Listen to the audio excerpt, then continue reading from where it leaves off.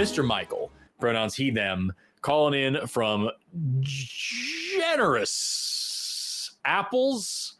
Fucking what?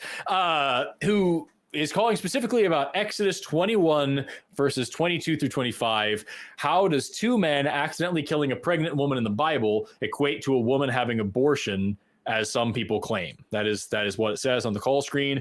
I'm going to look up that verse really quick. Michael, Mr. Michael, pardon me, you are on AXP with John and Forrest. How are you doing today? Yeah, I'm blessed. I'm ready for eternal life. I'm ready to let God save you through my testimony, hopefully. How are you doing? So I'm looking up I'm doing great. No thank you to that, though. I'm looking up this verse that says, if men strive and hurt a woman with a child, these should be punished according to the woman's husband, blah, blah, blah, blah, blah. If she have mischief, she'll follow. So eye for eye, tooth for tooth. So it looks like this is talking about something else. I don't know what this has to do with abortion. What argument are you hearing? All right, so I watched this video by Holy Kool-Aid, and I already responded to it, and a lot of atheists like to use this part of Exodus to justify abortion, because in Exodus, if you cause a miscarriage, then you have to pay a fine, versus according to them, killing a woman, then you have to be put to death, which is not true. I feel like there's a misrepresentation of the actual argument here. I'm sorry to step in. I know that I'm kind of interrupting you, but I feel like at least the argument that I've actually interacted with, it has been that this is evidence that they didn't consider a fetus to be like a whole person, because you just paid a fine for the fetus dying, and not that you killed another person. So like, I feel like you're being I'm not going to say that you're being disingenuous, but maybe you're just misunderstanding the argument, because this is actually evidence that that they didn't consider fetuses to be full-blown people. So that's what the actual argument is. Yeah, that's what I was reading. I was trying to figure out how the hell that's talking about abortion, but yeah, it's the idea that there's a different punishment for a fetus versus a person. It's not, because in the Exodus verse, it's talking about paying a fine if you injure or kill a woman. And in Exodus, if you actually they considered women property. Hold on. That's it. Hold on. Can I finish my statement? Okay. My statement? Yeah. Okay. You ready for me? All right. I'm sorry. I can't tell if you're serious. I hate when people interrupt me, and I mean seriously autistic, not like in a white boy version or nothing like that. But what does that fucking mean? What is that? Because white people tend to use. I'm just gonna stop you right there. Like, if you're a troll, just be done with it. Like, I'm bored. We actually could have a productive conversation, or we could not. Like, what do you want to do, dude? Okay, let me jump back to the point. You asked me to explain. Let me jump back to the point.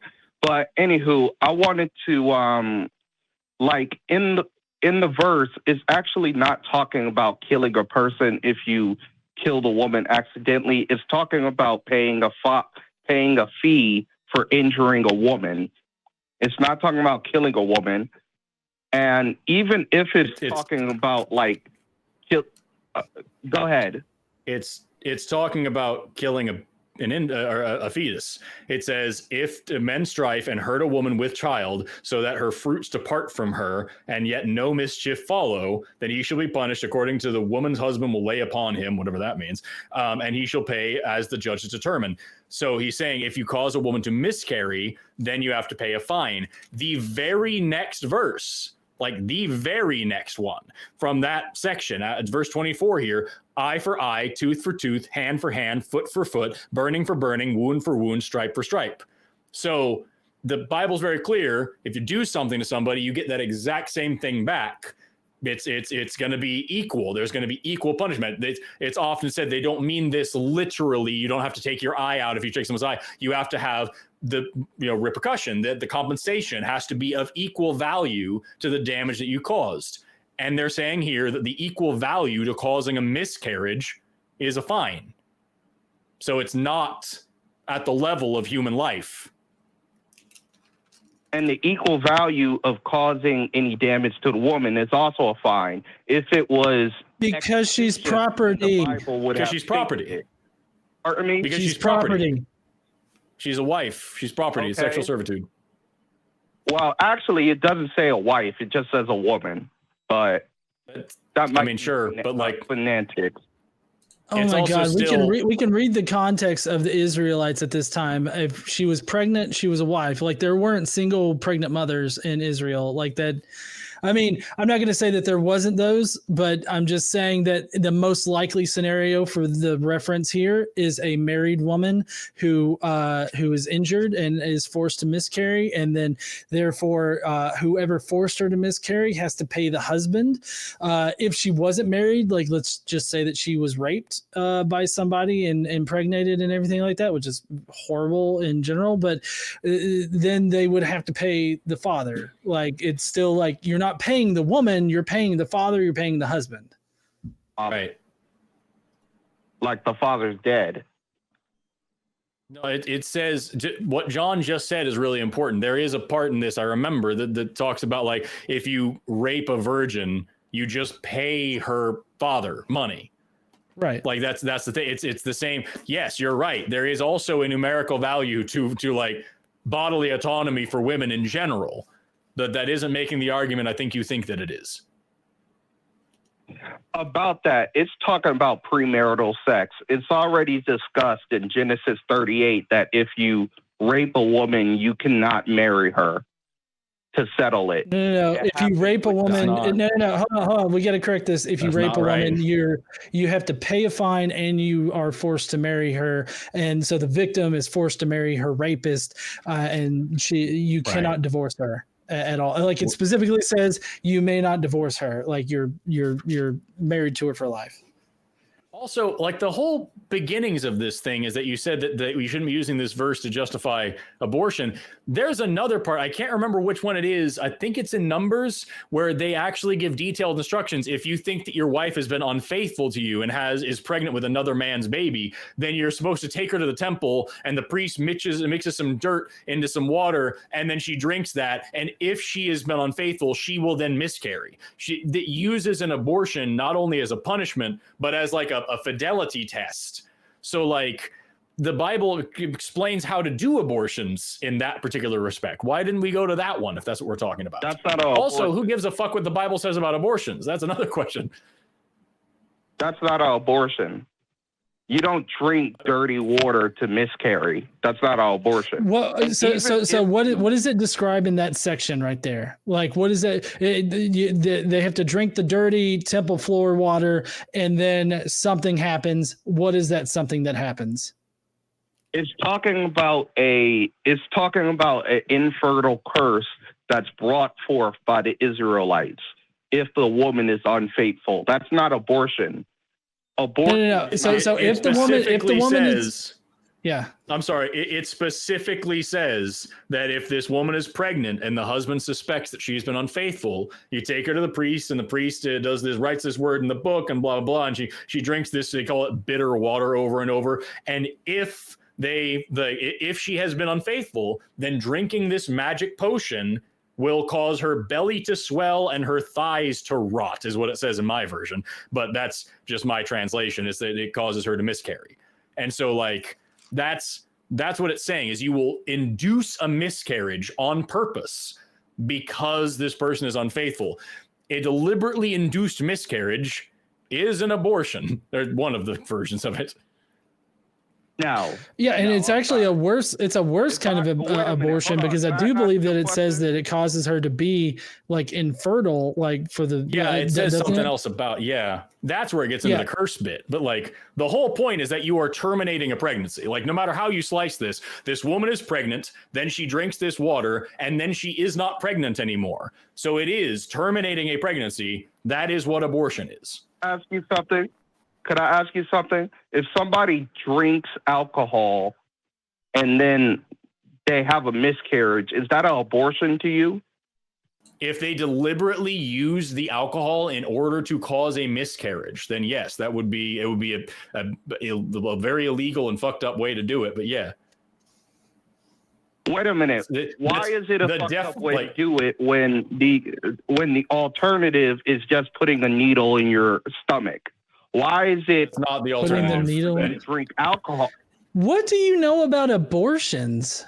I don't think you know how abortions work, but like the main thing is that the concept of abortion is just deliberately terminating a pregnancy. That's what an abortion is, more or less. Like that's the definition I would give for it. Maybe if there's somebody out there who's a doctor who wants to give a more detailed or specific one, that's great. But the definition of abortion, as far as I know, is deliberately terminating a pregnancy, no matter how you do it. So if I stress my girlfriend out to the point where she miscarries, did I do an abortion? If you are deliberately, you and her together are deliberately using stress as a way to terminate a pregnancy, then it would be a very skewed version of it. It would be a stretch to call it that, but strictly technically speaking, it would be in that vein. The point is, you are terminating a pregnancy deliberately. That is what that is. Now, there's different ways to do that. There's medical ways. There's mechanical ways. There's all sorts of ways. But at the end of the day, deliberately terminating a pregnancy is abortion, or at least that's what we're going with here. So basically, nearly everything. So basically, nearly everything is abortion to you. Like, if you drink alcohol, that's abortion. If I kick my girlfriend out to stress her so much that she miscarries. First of all, you can have a miscarriage, which is an accidental thing. A miscarriage is not deliberate. Most pregnancies, a huge, I don't know if I want to say most, but a vast number of pregnancies end in miscarriage. That's not abortion. If people drink or smoke or get stressed out and have a miscarriage, that's not abortion. Deliberately ending a pregnancy is what I would use the term abortion there. The mode by which you do that is not really relevant to the definition. You just said if somebody drinks alcohol and they have a miscarriage, that's abortion. But now no, you're misrepresenting what Forrest said. If they drink alcohol with the intended purpose of drinking enough alcohol to destroy their pregnancy, the intention is the key. If you could use alcohol, you could use fucking vitamins and shit. Like there's a lot of things you could do to induce a miscarriage, to cause that to happen, which is what abortion is all about. There's this old saying of potions, poisons, and long-handled spoons is the way it was. You drink all these different potions and poisons and concoctions, or use a long-handled spoon. You're inducing a miscarriage. That is what abortion is. Does a long-handled spoon induce an abortion? You would use it to like disrupt the mucus plug in the cervix and to damage the fetus. It would be a mechanical thing. Oh, just like one of those hangers. Yeah, a coat hanger is another symbol of what we call a back alley abortion. A coat hanger is another symbol of an unsafe way that people have turned to have an abortion when they needed one, because it was not legal for them to do it safely. So they turned to this very unsafe, very dangerous method. It's kind of a symbol of like medical repression and how fucked up our medical system is and our legal system is that allows for something like that. This horrific thing that somebody has to do in order to get the dignity and the rights and the care that they deserve. Yeah. Are we going anywhere with this, or are we just talking about how much you don't understand abortion? Let me finish. Well, I'm not a female. I have never got an abortion. Maybe you have. I know that. I don't know what's going down there with you, so I don't know. But that is a weird fucking statement to make. You literally just told Forrest, I don't know what your genitals look like, so I can't say whether or not you've had an abortion. I mean, that's fair though. That's fair. That's almost polite. I appreciate that he didn't make an assumption. That's great. That's one way to look at it. Yeah. I have also never had an abortion. I was waiting for that to devolve into transphobia. I'll be honest with you. I was waiting for the bullshit. I really was. I was waiting for the pivot. Be like, well, I know you think that women's and men's and stuff and the trans people's. I was waiting for it to get nutty. Mr. Michael, it's been a weird 14 minutes, and I'll be honest with you, I didn't want to even spend 5 on this one. So, like, do you have anything else that's like coherent to say, or are we done? Okay. I'd just like to thank you for defending me. I didn't want to jump to the conclusion on your gender because I know like there's a lot of male presenting females and there's a lot of females presenting males. So I get that. And I thank you for... I'm a cisgender man. All right, cool. Thank you for clarifying that. In California, they actually charge women for drinking alcohol to the point where they miscarriage children, and they charge them with murder. Do you feel that this is a just charge? I don't know. I'd have to think about it. As far as calling it murder, I don't know. As far as calling that a crime, having that be an issue, yeah, I have an issue with that. But whether or not murder is the correct charge, I don't know. I'd have to think about it a little bit more. Why do you have an issue with that? Because I support abortion access. So like if they don't have access to abortion and they chose to do it in a horrible way, I can't fault them.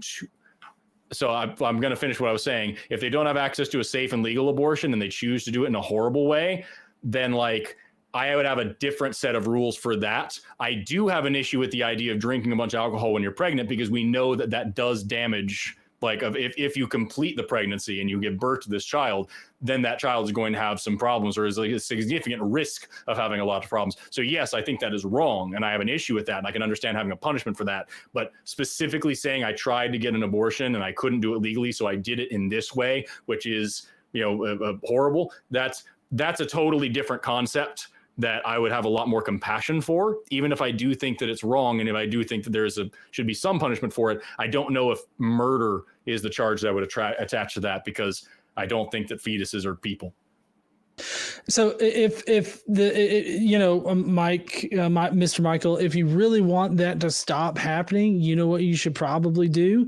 Vote for politicians that, want to provide access to abortion care, because studies have shown that the more readily available that abortion services and other health services like abortion are available to people, the less likely they are to actually turn to such radical solutions like that. Now, I think that it would be a bad idea for you to do it in that kind of way. But I also think that if that is actually a problem, then it's only a problem because United States politicians have made it a problem.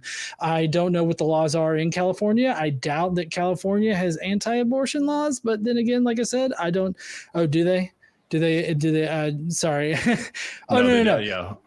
That they don't. So, I mean, what I'm saying is that if you really don't like that particular practice, then vote for people that are going to codify Roe v. Wade and that are going to provide abortion access for the full 9 months.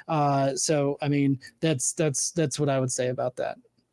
Yeah, the whole thing is like the things that have shown to like actually reduce abortion is like comprehensive sex education, easy access to contraception, like empowerment of women so that they have control over their destinies, their education, their those are things that actually increase or decrease abortion rates. Criminalizing abortion and making abortion murder and all these different things, all that does is it drives up unsafe abortion. It doesn't actually reduce abortion rates. It drives up illegal, back alley, unsafe, dangerous abortion rates.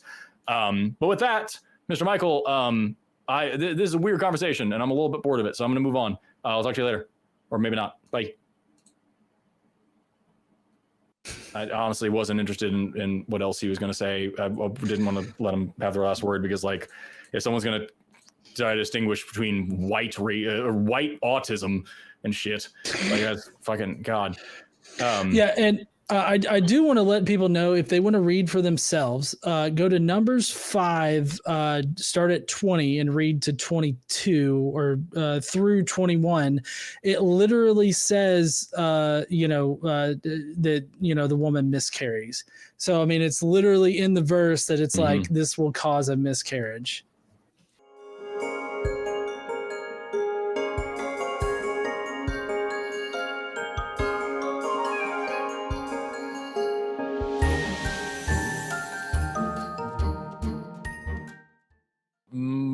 Okay, sure. Mike, pronouns he, him, calling in from scandalous crawdads. That's so stupid. Atheists and theists are using the same logic, but different premises, like in the problem of evil. Let's see how this connects to our last call. Mike, you are on the Atheist Experience with Forrest and Ben. How are you doing? Hey, good. I feel bad about that last caller in Russia. They're going to give you a rough time a little bit from the get-go. He's in an atheist country, and they're not allowing doctors with borders. Did I hear that right? I don't know. There's situations with Doctors Without Borders can't go into every single country because they have to work a negotiation thing with the countries they go into, because they legally have to be present in the country. So if they can't get legal access to a place, of course, they cannot provide services there. There's also I'm guessing there's some stuff going along with the war situation as well, contributing to that. Yeah. There are a few countries that are in some more violent situations where they're not able to extend it into for a variety of reasons. So I feel like I know where you're going with this thing, but I have multiple problems with that particular line that you're going down. So how about let's just talk about what your main question is today. I would also point out that to call Russia an atheist country doesn't really make a lot of sense. I just pulled up the 2022 report on international religious freedom from the U.S. State Department on Russia, that only 15% of the country reports having no religious faith. There's a reason why Russian Orthodox Church is a thing.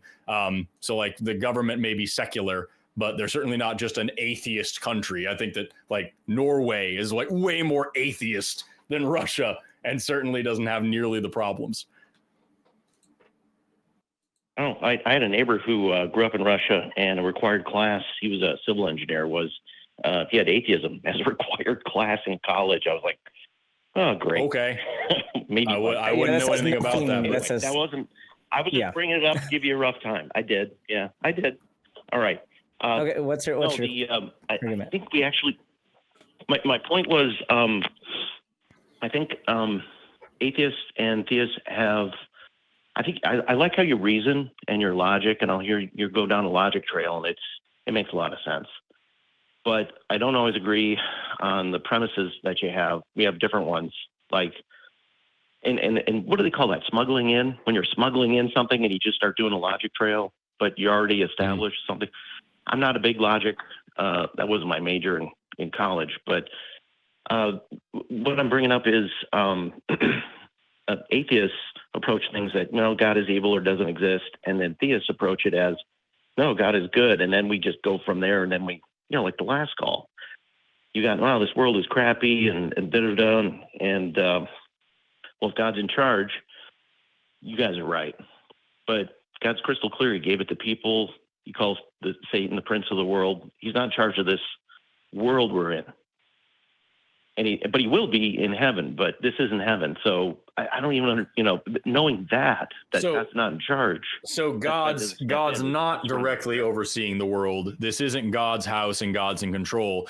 God sent all his kids to daycare, and he knows the person who manages the daycare loves to kick children, but that's just what it's going to have to be, because eventually the kids will come home, but only the kids who are nice about it. And when the kids got kicked a bunch at the daycare and still wanted to come home and be worshipful and thankful, they're cool. The other ones get thrown in the meat grinder behind the daycare. What a weird thing that your God has set up here, dude. What an unnecessarily stupid and cruel system that your God has created.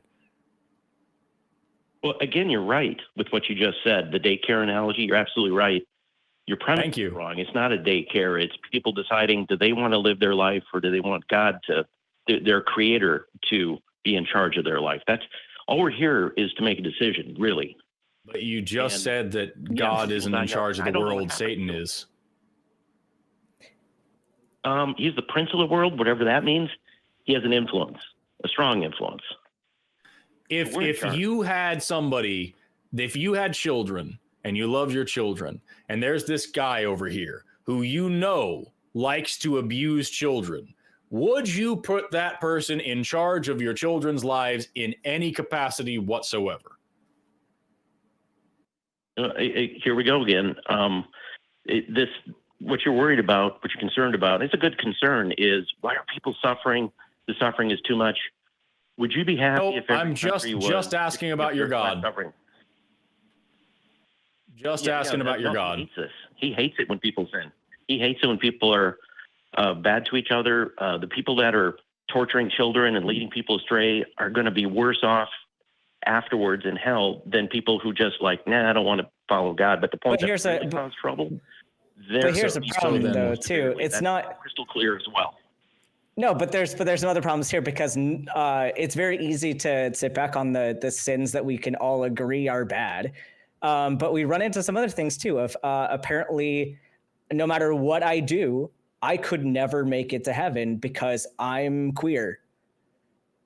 There you go. So is that like, am I just fucked? Like I'm just destined for hell? Like, is that okay? It just, Am I better off in hell? Queer, like gay or Yeah. I am a bisexual you know what? trans man. Am I better off in hell? Does it mean anything to you that being gay or queer didn't even make the top 10 commandments? Does that mean anything, like where it is as far as sin goes? It's not So like the worst thing you're for one you of the to do. people. So am I getting this right that you don't believe that being gay is a sin? Are we on the same page there? Gay is one of the many sins that you and I have committed. Yes. So it is a sin. So you are saying it is a sin. Probably. Do all Oh, yeah. like Yeah, if that was my only if that was my only sin, would I go to hell for that? Yep. So basically, no matter So what if I this- do, even if I was completely Don't worry. perfect in every other way, that would say I am just destined. I'm destined for hell, and there's nothing I can do about it. Is that good? Well, it depends on if you're trying to do God's will or not. If you're saying, "Hey, look, I really don't want to do this. I want to do it your way," and you're actually struggling with it instead of just like, "This is what I'm going to do," then that's. I don't accept that for a minute. Okay. So I would love it, if, Mike. So Mike, I'm sorry. if there was so if there was a God, if I had a God, my God thinks that being straight is a sin. And if you're married, your marriage should be dissolved. You should just pretend like you never were straight. Don't even think those thoughts. Like you need to repent from your heterosexuality. And if you choose to live that lifestyle of heterosexuality, then you're destined for hell, and there's nothing you can do about it. So you can either live my God's way, or you can do your own thing. Would that be a good thing to do if my God was the correct one? Well, where you're going with this is if you think you're born with it, if you have an urge from day one, then it must be good, and that's not true. Did you have an urge? That's not Hold at on, all Mike, what are he you said. straight? Are you straight? Are you I heterosexual? don't think I should have to answer that. Okay, yeah, I shouldn't have to answer about my sexuality either. So that's something personal, private to you, right? That's something that nobody should really have any business in. But even so, even if you don't feel comfortable talking about it, do you think that straight people have sexual urges from day one of their life on this planet? Do you think that's realistic? I mean, as an infant, yeah, that's actually another good question is why are we teaching sexual things to, kindergartners, Oh my first, God. second, third grade even? Okay, that's a whole separate thing, and we're not. And Mike, It would Mike, be, we're not doing Mike, that. yeah, we're not it doing would be that. so cool if you actually just addressed anything that Ben actually said to you, rather than just pivoting to something that's more comfortable for you to be grumpy about. Actually answer his questions, or we're gonna move on. Go ahead, rapid fire me. Do it, rapid fire. No, answer the question I just gave you. Great. I don't know when sexual urges hit. Don't know. Go. Okay. I don't know. So if that's the case, so you don't know enough even to talk about that. But the fact that you're saying that, if it's something that you were told you were born this way and you're gay, like how does that make me any different than someone who was born straight, other than like my sexual preference? Why is that a sin for me? But like, can you imagine if you were told that you can't be your authentic self, you can't you can't be the you that you've always been? That's kind of shitty. If you like just knew that you couldn't fit in anywhere in society, you were going to be kicked out of your house, you were going to be told by your church, you're a sinner, all of those things. Why is it okay for people to do that to queer people? Muslim now, right? Talking No, Christians, this is what dude. Christians do. This is what Christians do. This is what Christians do. Not that I've heard of, not like Muslims. Unless you're talking Muslims, then I'm like, yeah. Right. When's the last time you lived when's the last time you came out as queer to your family? Well, I had a gay, I had a gay friend all through college, and we hung out. Yeah, so you're talking about your gay friend. So you have n equals 1. One person. Don't even begin to tell me how queer people are not persecuted by the church in this country. I'm saying they're not alone, and they're not alone in their. They're not alone. They're not alone because it's not sinful. Where I live, Mike, where I live here in Oklahoma, it is legal for a landlord to evict a tenant if they are gay. So like, it's not just your parents kicking you out of your house. I live in a place where you can be kicked out of your home by someone who isn't even your parent if they find out that you are not straight. It's ridiculous that you would say that this. Yeah, I'm going to check on that. Do it. Seriously, like you can be fired for it here in Oklahoma. Okay. I don't care if you don't believe it. Even if what I was saying isn't true, which it fucking is, but even if what I was saying wasn't true, it doesn't change the lived experience of people in their homes. What Ben was saying is a daily reality for kids who get kicked out of their homes, get sent to conversion therapy, get sent to pray the gay away camps and all sorts of things, who get discriminated against at school, get discriminated against at work, get discriminated against at public settings. This is a real live thing that happens all the time. And all Ben's trying to do is get you to grapple for 1 second with the reality of that situation and imagine how it would be for you. And it seems like you were more interested in dodging to other random things and blaming Muslims and trying to ask questions about law. Just for a second, put yourself in Ben's shoes. Imagine being a queer trans person and what it must be like to live in this society. Imagine what that feels like for a second, being told that because of this monster in the sky that I believe in, you deserve eternal torture and fire. Imagine what that feels like, dude. May I answer that question? That's why I asked it. Answer the question. Okay. First of all, that anybody kicking you out is wrong. Treating you different is wrong. I just consider being gay or queer the least of anybody's sins. Coveting is much worse.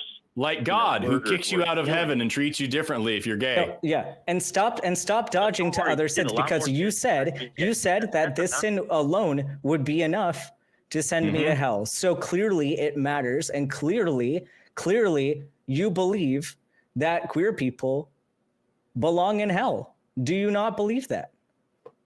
Everybody belongs in hell. Can I be clear on that? Everybody belongs in hell. Everybody has sinned. Gross. And you're saying that to make yourself sound better. I don't even know where You are saying that to make yourself sound better. But the statement is true. And it is a terrible, and you should feel bad. And you should feel bad about believing that. You believe that other humans belong in a place where they're going to be eternally tortured for something that just is their reality. Like, the fact that you can look at another human and say that that is okay, and that it's okay for your God to allow that to happen, like, it blows my mind that a human could look at another human and think those things. And I don't think that you necessarily believe that if you weren't maybe I'm speaking, I'm not trying to like speak on your behalf, but were you raised in the Christian faith? Yes and no. I was raised Lutheran, and then we went to a Methodist church because that's where everybody went. Okay, so yes. And then by the time if you all of that is Christian, dude. I think if you weren't raised in that, you might think differently. But it's really sad to know that, like, you're holding on to this because somebody told you, like multiple people told you in the past, that people that were different than you deserve to be tortured. No, I discarded all that as a child. I became a Christian when I was in my 20s, and I didn't believe any of that. No, and they weren't teaching that. Okay, so that's even worse, actually. So that's even worse. So you thought about it. So these people told you these things were true. You said, let me think about it for myself. Oh, actually, I do believe that people who are different than me should be tortured forever. So you made the conscious decision to keep that belief system. Okay. Oof. You've got an impossible scenario. You didn't commit one sin, so this is kind of nonsense. You're not going to hell because it's a hypothetical to get you to being gay. It was everything else. But don't worry, it's just a hypothetical. You keep going to those other things because you're afraid of what it means for you to agree with what we're saying. But that is what you are agreeing with. If you say that any sin sends you to hell and being queer is a sin, and that should send you to hell, that is what you are agreeing with. So stop dodging, stop going to these other points because you do agree with this. Now you have to accept, you either have to accept that point and accept that that's a really shitty thing that you believe in, or you have to change your mind on it. You have a choice here. And if we're going to go with the whole free will thing. I mean, let's go back to the original premises. We're in God's house, his universe. It's not yours. It's not mine. No, why did God think that people deserve to be punished for eternity for being gay? It's not how he designed it. It's his rules. Go argue with God. Yeah. So I mean, you're God's asshole. Doing something God doesn't want you to do. Did God create people? Yes. Does God create every person? Like it says in the Bible, I knew you in the womb and everything. Does God create every person? I believe that to be true, yes. That does have... Okay, so then God made Ben to be gay and trans and then is going to punish him for it. Is that what I'm hearing? God made him with urges just like I do. I have urges that, I envy people. I want stuff. Everybody's got these. Are you either bisexual or transgender, sir? No. Okay, so then don't say this bullshit. Don't say this bullshit about how God gave you some urges too. That's a completely different thing. You said specifically that Ben's sexuality is what makes him worthy of hell. So your other urges don't qualify here. God made Ben to be bi and trans and then said, if you go through with the way that I have created you on purpose, I am going to punish you for all eternity. That's what your God did. Also, does your God know all things? For a woman, that's in the top 10, which you shouldn't do. Does your God know all things? Does your God know all things? Pardon? Does your God know all things, past, present, and future? Yes. Okay, so then God made Ben knowing who he was going to be, knowing who he was going to love, knowing what was going to happen ahead of time. And so God made Ben specifically so that he could send him to hell. And everybody else who goes to hell, God made them to go to hell. Do I want to keep it doesn't matter what their choices are. It doesn't matter what the choice is. If I TiVo a football game and I now have a recording of the entire game and I know who's going to win and I know every pass and every play, those players had free choice, but I know the whole thing. So if I say I'm going to punish the losing team, it doesn't matter if they had free choice. I already knew the outcome. So if God already knows the outcome and he made people on purpose, he made them in order to send them to hell. That is the end goal. Why would a God do that? Because you're actually twisting it a little bit. Just because God knows the outcome doesn't mean he's affecting your free will. Those are two different things, and that's hard to grasp. I didn't say he was. I didn't say he was.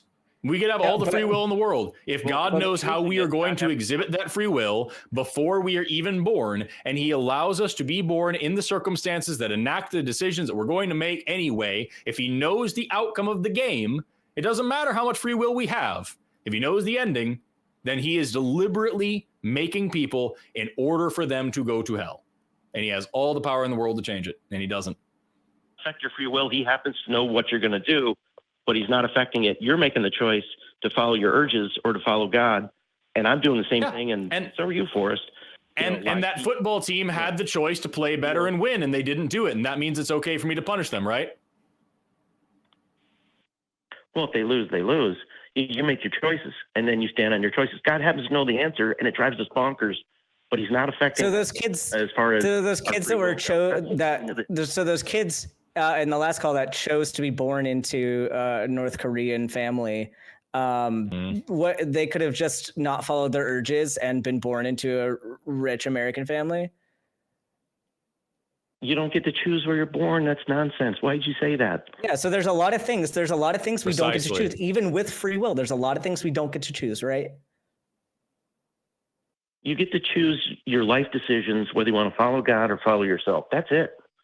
And the rest is, and there's a lot of struggle. And So if God created a situation, where you just being yourself was bad, do you think he would be a good or a bad person to assign those rules and then make somebody so that the things that they were bad? I know what you're saying. I love ice cream. And the more I eat, the sicker I get and the fatter I get. That sucks.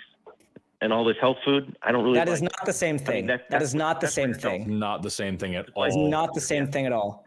No. It sounds like you have been so convinced by terrible analogies that you think that we will also be convinced by terrible analogies, and I promise we won't. We've been doing this shit for a long time, and it sucks that you can stare morality in the face and then make some bullshit analogy or dodge to some other thing so you can say, actually, no, it's different sometimes, because when somebody's in charge, it doesn't actually matter what they do. It's good because they're in charge.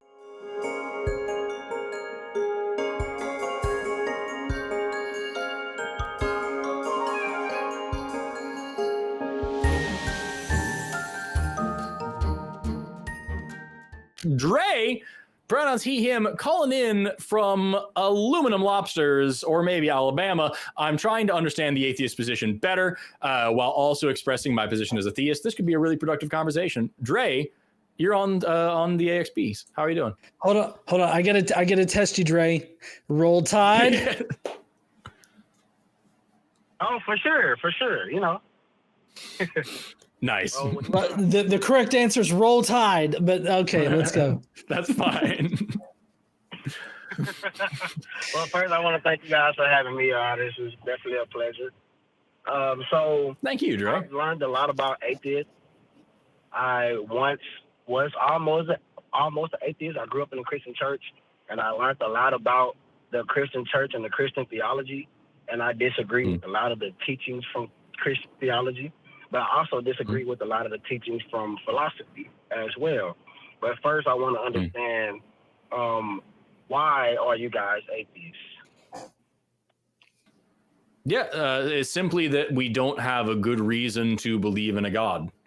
We haven't been given anything. By the way, the bottom of the screen here says "hi him" instead of "he him," but that's just a typo. But yeah, it was just simply we don't have a good reason to believe in a God. We don't have any evidence for anything supernatural like that. The evidence that's been offered to us is woefully lacking. It's just not really compelling. It wouldn't be compelling for anything else ever. The kind of evidence that people give me for a God are things like visions and feelings and like these weird little logical conundrums that aren't really conundrums, and that wouldn't work in any other way, especially for such a big claim as some supernatural divine creator of a whole universe. That's a very big thing that you should want a lot of evidence for. And finally, two other things, I guess. Number two, I don't have a use for a God. So like, I'm not really interested in one. I'm not looking for one. Even if you could demonstrate that one was real, I wouldn't really want to hang around with it. And then finally, I have no desire for a God. Again, if you could show me that one is real, I don't want anything to do with it. Any God that would run a universe like this is clearly insane. So I'm not willing to participate in that God's reality in that way. So yeah, the biggest and most important thing is just that we don't have a good reason to believe. No one's given us a compelling argument for it. And all the arguments so far have done the opposite of convinced us. They've driven us further away. Yeah, and just to add mine on here, like I just don't see the evidence that warrants the belief. That's why I remain agnostic atheist. As far as the general God idea goes, I remain agnostic. Like I just simply don't know whether or not one exists. But for specific definitions, I remain like a hard atheist, which would mean that I actively disbelieve that those gods exist. So, and that's because like I take the Bible or the Quran or any of those things to be sort of like requirements manuals or requirements statements for those particular definitions of God, and because those don't comport with what we see in reality, that means that they just simply cannot exist as described in those holy books. So I actively don't believe in those, but I remain agnostic on a general concept of a God. Okay. So what I like to do is I like to get back to the root of anything. Do you guys look at history and logic and consistency and apply that to your perspective, your worldview? Yeah. I want to say yes, but I want to make sure I'm understanding what you mean. When you say like look at history and logic, like do you mean that like we have like a historical context for stuff and that matters to us? Or like I don't go back and check history to make sure that I know, like, if the lights are on in the room. I want to understand what you mean by that. And I'm sorry if that's a stupid question, but sometimes people give us weird little gotchas. So could you explain what you mean? All right. So an example would be like, okay, I'm a Muslim. I believe the Quran. But historically, why should I even believe in a God? If there's something that people even done. Well, hold on. If I can interrupt, how about let's not posit about a Muslim, like this fictitious Muslim. Why don't you tell us why you believe in your particular version of God? Okay, first off, I believe in the Bible, 100%, everything in it true. And the conversations prior to mine were, pretty good, pretty decent. I could probably answer those questions you guys have better than those guys before me. But one thing I do notice is that the general public, which mostly every Christian has the wrong understanding of the scriptures, and the main perspective is not the true perspective of the scriptures. So the reason I believe in the scriptures is because, I can see consistency in history and logic, that there's no other truth to it. Okay. If I can interrupt, what piece of history comports with what the Bible says? A lot of it, actually. So we go into peeling back the layers, like I said before, going back to the roots. We see lies. We see lies, and we see the Bible being attacked. That right there speaks. This is not history. Tell me what historical event in the Bible it has been proven to be an actual historical event, like in history? Oh, well, we got the mount that Moses, the Mount Sinai, it's still burnt. You know, that was a historical event in the Bible. It's Nope. still burnt to this day. Is it? And No, Is it? can't tell you why. no, they can, but you know that's not true. So, That's John, not true. if you want to, Yeah. I have. yeah, John, do you want to dig into that a little bit? Because I have a totally different question. I don't want to derail you. Right. So the whole the Mount Sinai being burnt thing, this comes from I don't think it's Ron Wyatt, but it's like a Ron Wyatt specific like type of person. You know, the claim is that Iran basically allowed recently people to come in and photograph the top of Mount Sinai, and the top of Mount Sinai is still burnt.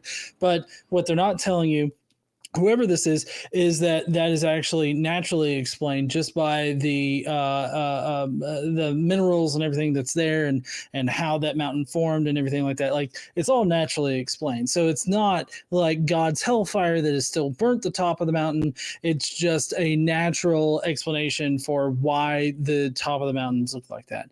So that's not actually proof of God. And the fact that we can explain that with natural processes means that a supernatural God wizard guy is ruled out. So you're going to need to come up with a better historical event than that. Technically, it doesn't rule out, simply because you're talking about a spiritual essence manifesting in the physical world. Therefore, which is you have to magic. apply physical texture. It's not magic. You're basically saying that magic trumps reality, and that's just simply not how anything works. Like, we know how like oxidization works. We also know how rocks become different colors, and how different minerals can be worked into the rocks, and how that can change the colors and the appearance of the rocks and all that kind of stuff. The area that particular mountain is contained in has very reasonable reasons as to why it is black on top, and it's due to the mineral composition of that area. So I mean, you're telling me that a magical wizard in the sky is a more likely conclusion than just actual science.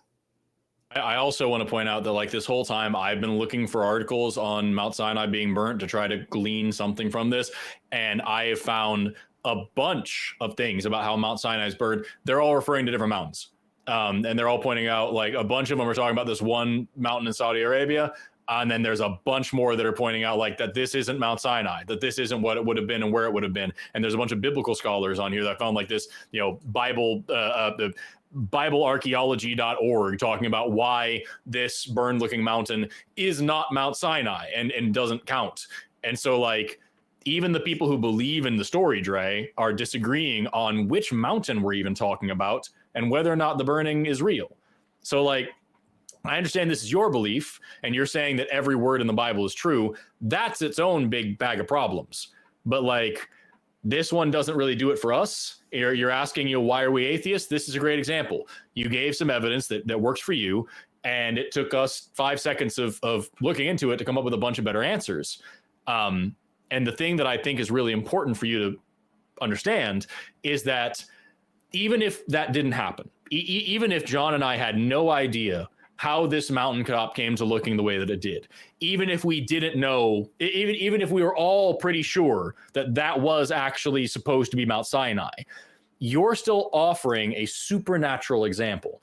And the most unhinged, deranged, insane, crazy, over-the-top, multi-billion-dollar international conspiracy theory that exists in the real natural world is inevitably going to be a more reasonable assumption to make than magic. Does that make sense? All right. I get where you guys are coming from. So you guys don't believe in any spiritual. So you don't believe that we are spiritual beings in a physical body. Y'all don't believe that at all either, huh? No, and it's for the exact same reason. I don't have any evidence of a spirit or a soul or anything like that. I don't even know what that actually means, to be honest with you, because everybody who tries to tell me tells me something different. So no, I don't. All right.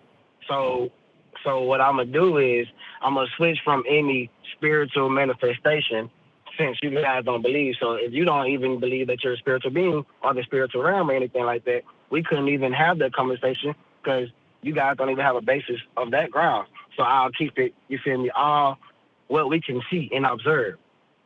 Yeah. All right. So Dre, before you do, I just want to thank you for that, because that is incredibly fucking cool of you. I can't tell you how many times we get in a conversation like this and people cannot get off that ground and they cannot find common ground to have a conversation with. So that is incredibly cool of you to switch gears like that. Thank you very much. No problem, man. No problem. All right. So we have the crucifixion. Let's go there. All right. Okay. In the crucifixion. Yeah, sure. In the Bible, it says that the sky went black when Christ died. Well, we have reports in Chinese saying that same thing on that same day at that same time. So, what's your argument with? Are you talking about the eclipse? They said it was an eclipse, but it wasn't an eclipse. The sky was black worldwide. Okay. No. So America when it's going on in Africa. So let's I'm going to address that with you. Actually, you know what? I was going to give you something totally different, but I want to give you the respect you've just given me. Let's double check. I'm just going to Google right here, sky dark during crucifixion, because I think I know what you're talking about, but I want to make sure.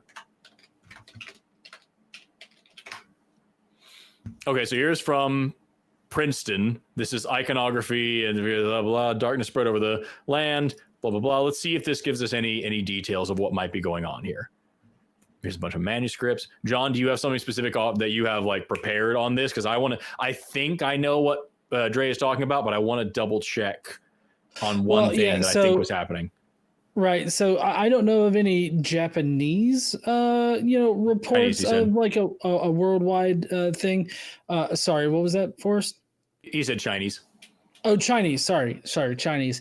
So outside of all that, I don't know of any reports of it, and I've researched like the evidence for the crucifixion quite extensively, and really the only evidence that we have the earliest evidence that we have is Paul saying that Jesus was crucified, but he doesn't really give us a good indication as to where this actually occurred, when it occurred, or anything like that. So we don't actually have any kind of good evidence to even say that Jesus, like a historical person named Jesus, was crucified by the Roman government at the behest of the Jewish Sanhedrin or the Jewish community in that area. But as far as the eclipse goes, that is a later invention in the Gospels. They invented this, and you even have sometimes people referring to either Phlegon or Thales as reporting that these things happen, but those are actually specifically stating that it doesn't make sense for these things to happen. And they also don't locate this supposed eclipse or this darkening of the sky to be anywhere near Judea. And we can also look at, the predictions of solar eclipses.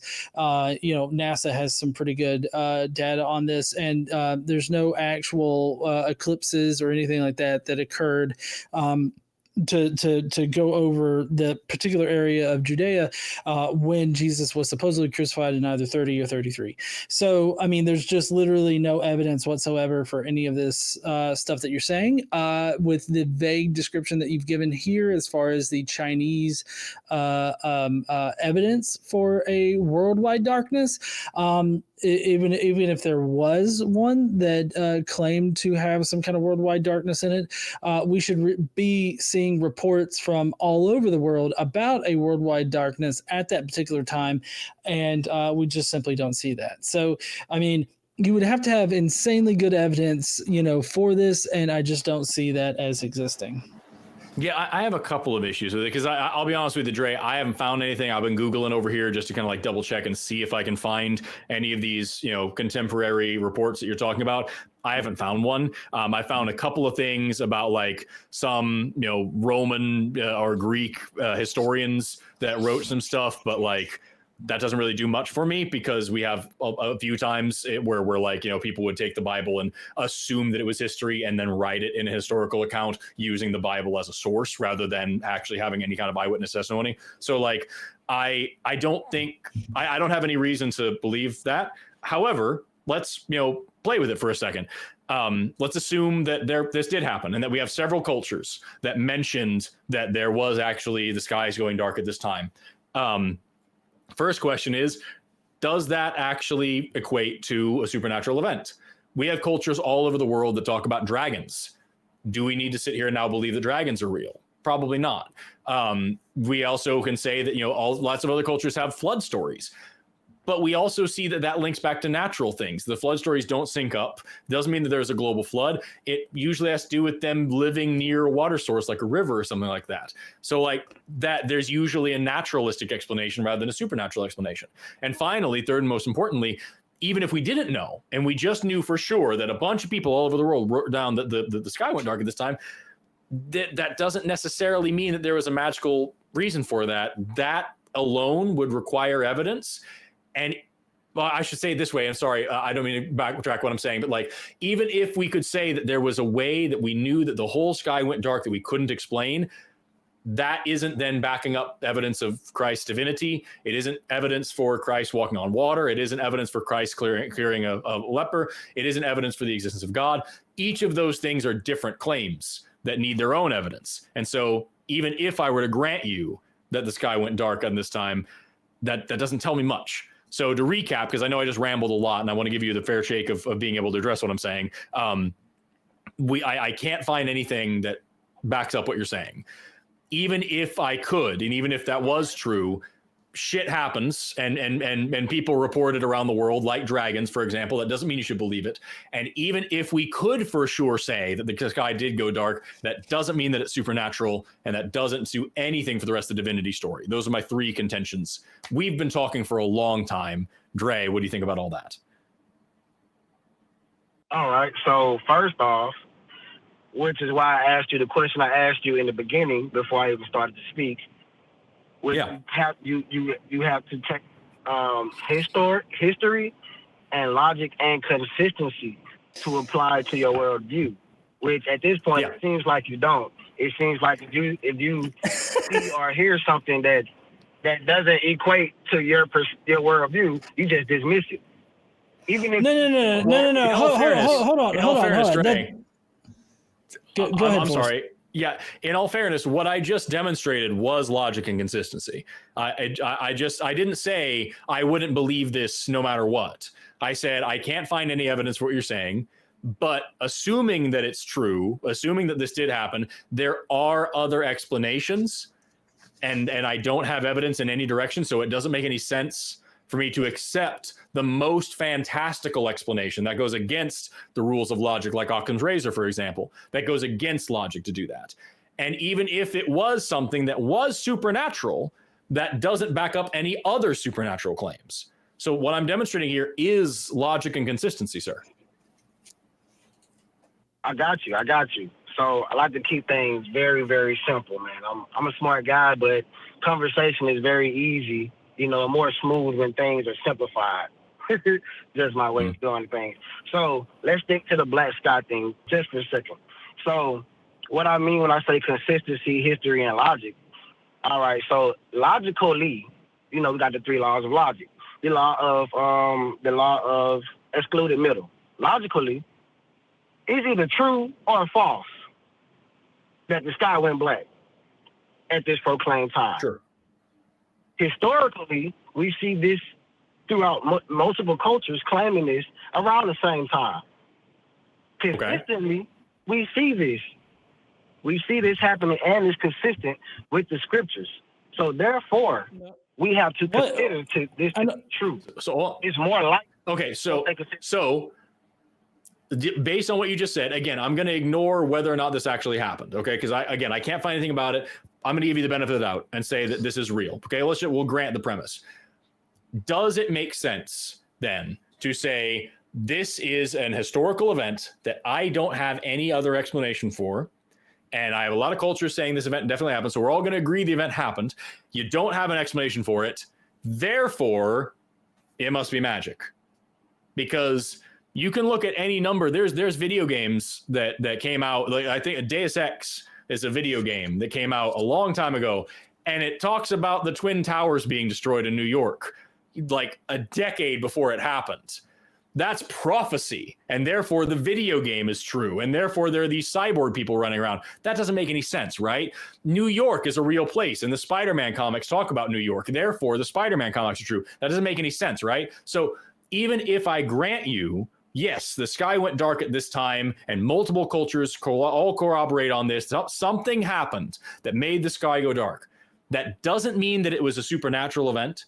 And even if it was one supernatural event, that doesn't justify belief in any other supernatural events.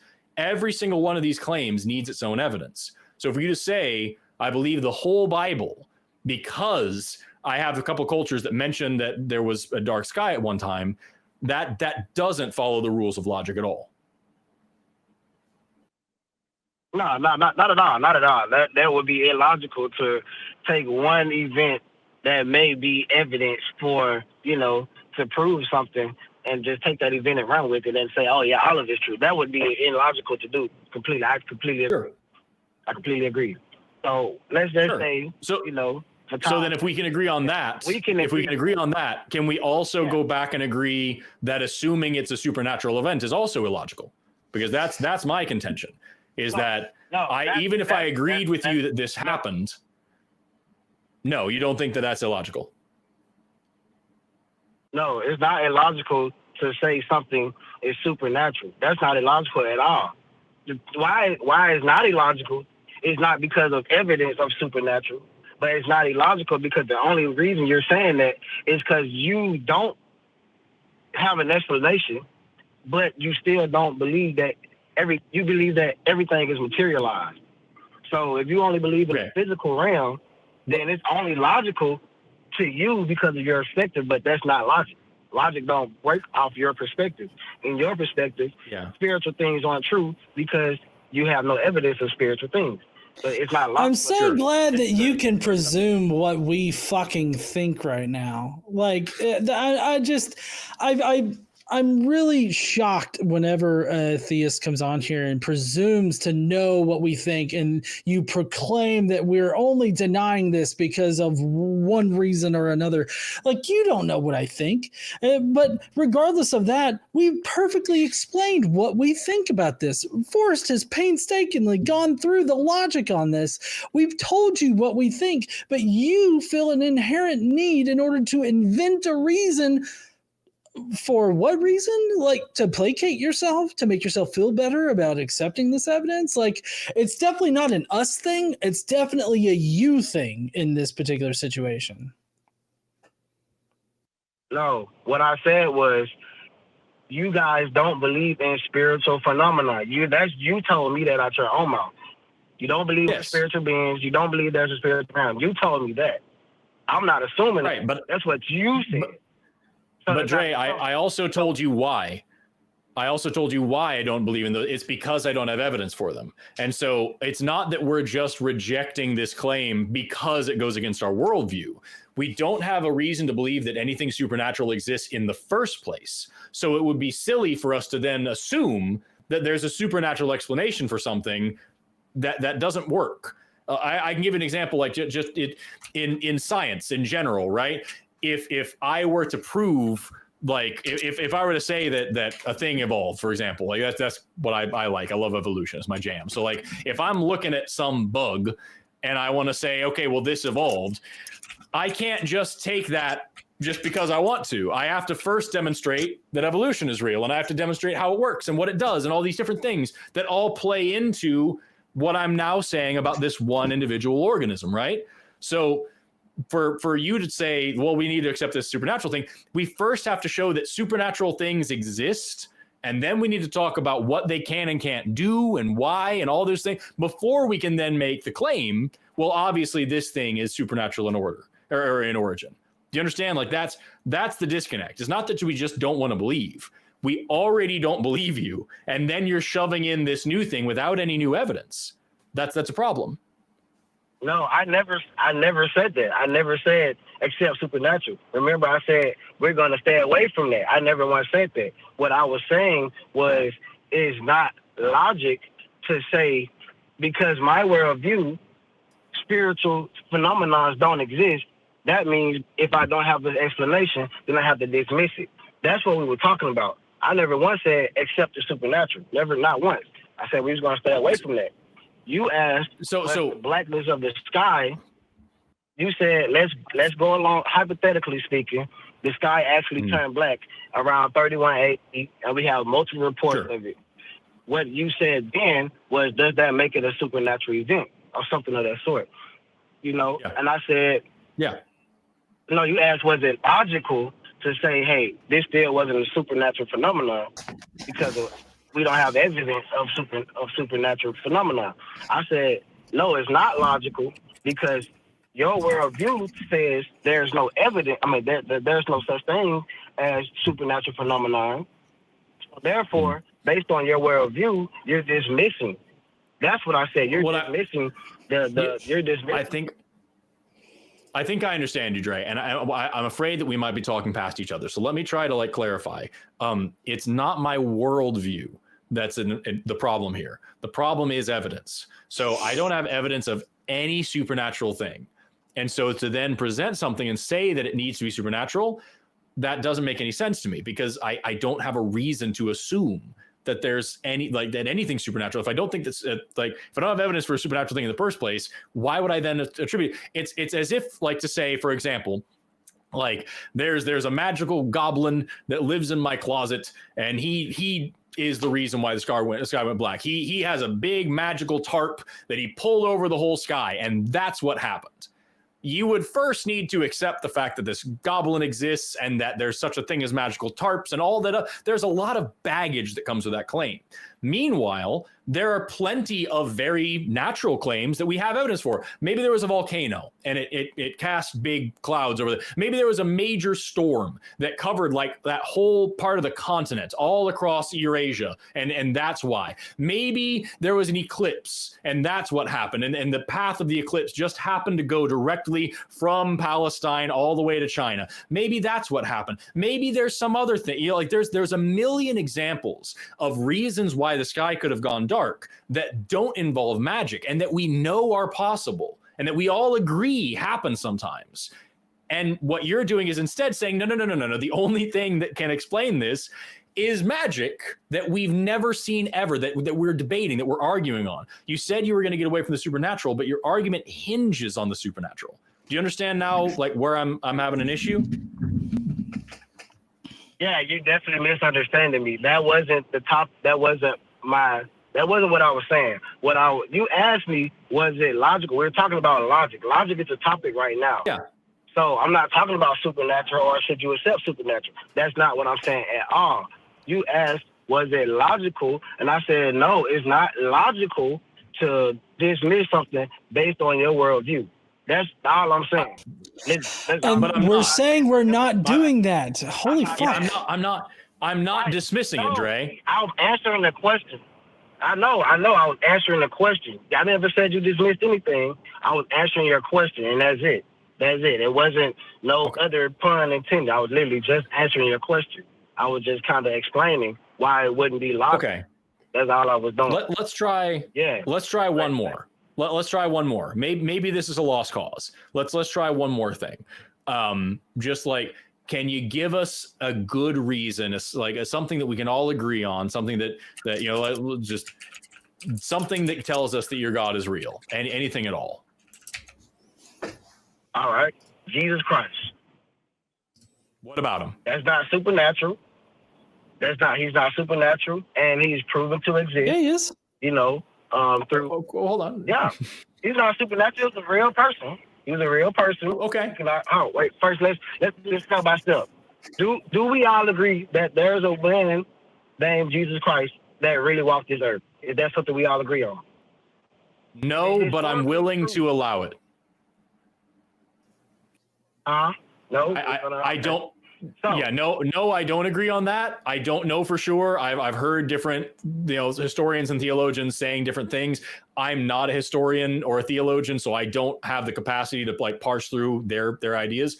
But I'm willing to grant it. Let's for the sake of argument, we'll all agree that Jesus Christ, literally, there was a dude named Jesus who lived around that time. Is that good, John? You good with that?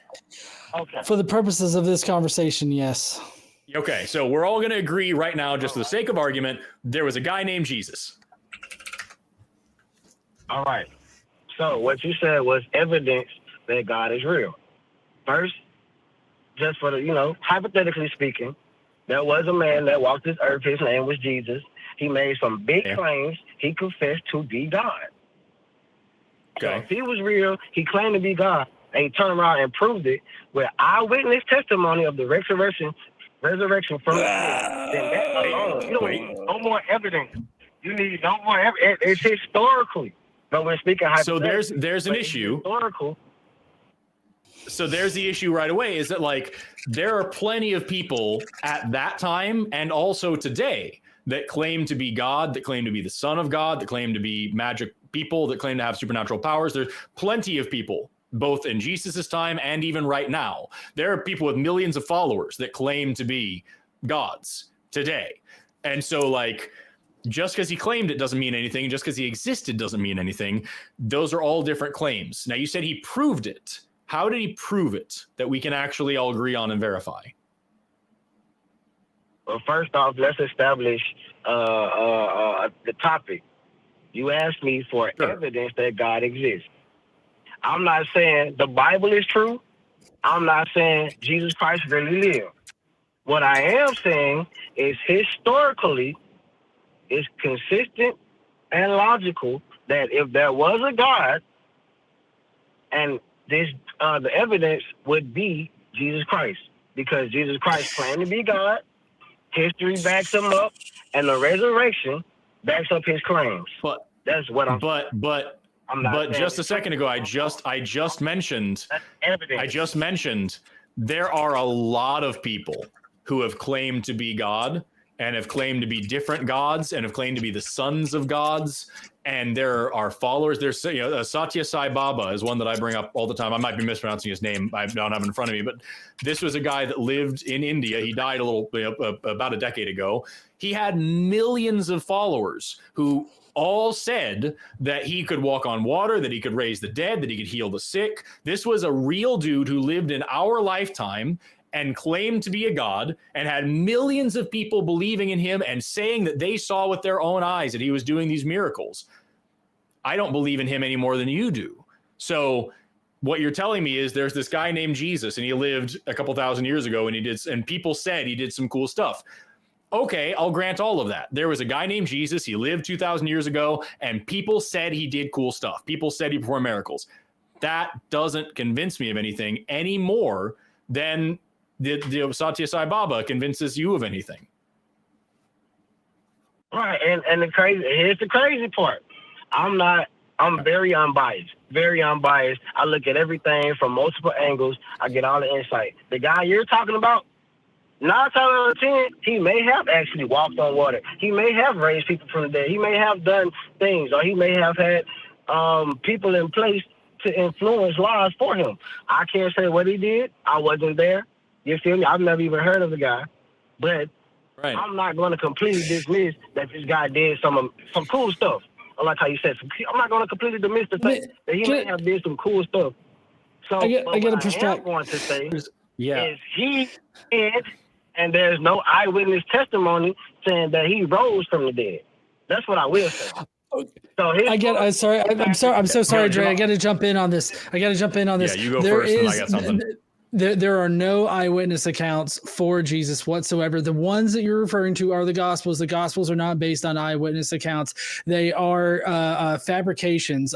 So the people that wrote the Gospels, they went to pagan schools, and what they did when they went to pagan schools and they were taught how to write in Greek, they were taught to write in Greek by copying previous stories and changing the details a little bit and then making up their own, story. And so that's why we see a lot of things that coincide with like Homer's Iliad and Odyssey and all this other stuff, and some of the later Gospels and everything like that. But more importantly, the Gospels change so much. Each Gospel is a response to the previous Gospels, or at least an extension of the previous Gospels, or some kind of reworking of the previous Gospels.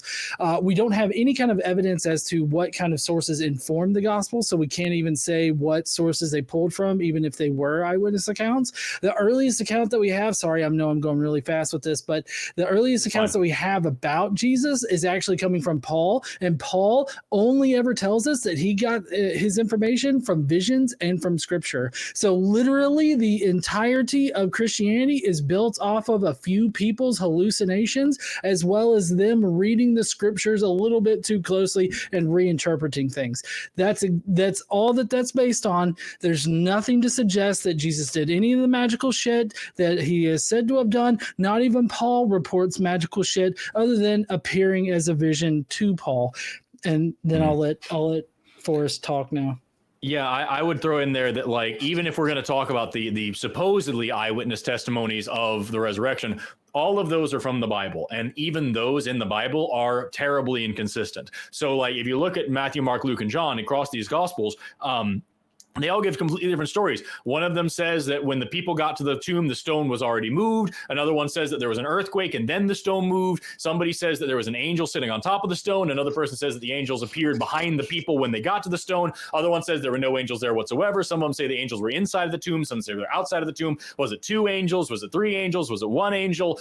They say the body of Jesus was in the tomb and then it ascended in front of them. Others say that it was already gone when they got there. Some of them say that a group of women saw it and came back and reported to everybody else, and that they weren't actually there to see it and it was just secondhand. Like, even just in the Bible, the stories are completely inconsistent, and that's largely because of what John just explained. And so, like, the eyewitness testimony you're talking about isn't reliable. And what I want you to understand, Dre, is that, like, if I were to give you any other thing, if I were to talk to you about, like, the Easter Bunny, and I said, yeah, but I've got a 2,000-year-old book which has 5 different stories about the Easter Bunny that are inconsistent with one another and that don't line up with one another, and therefore you should believe in it, you wouldn't.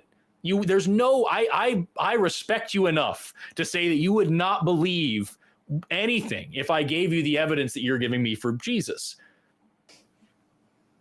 All right, so I'm glad y'all went there. Because I went here myself.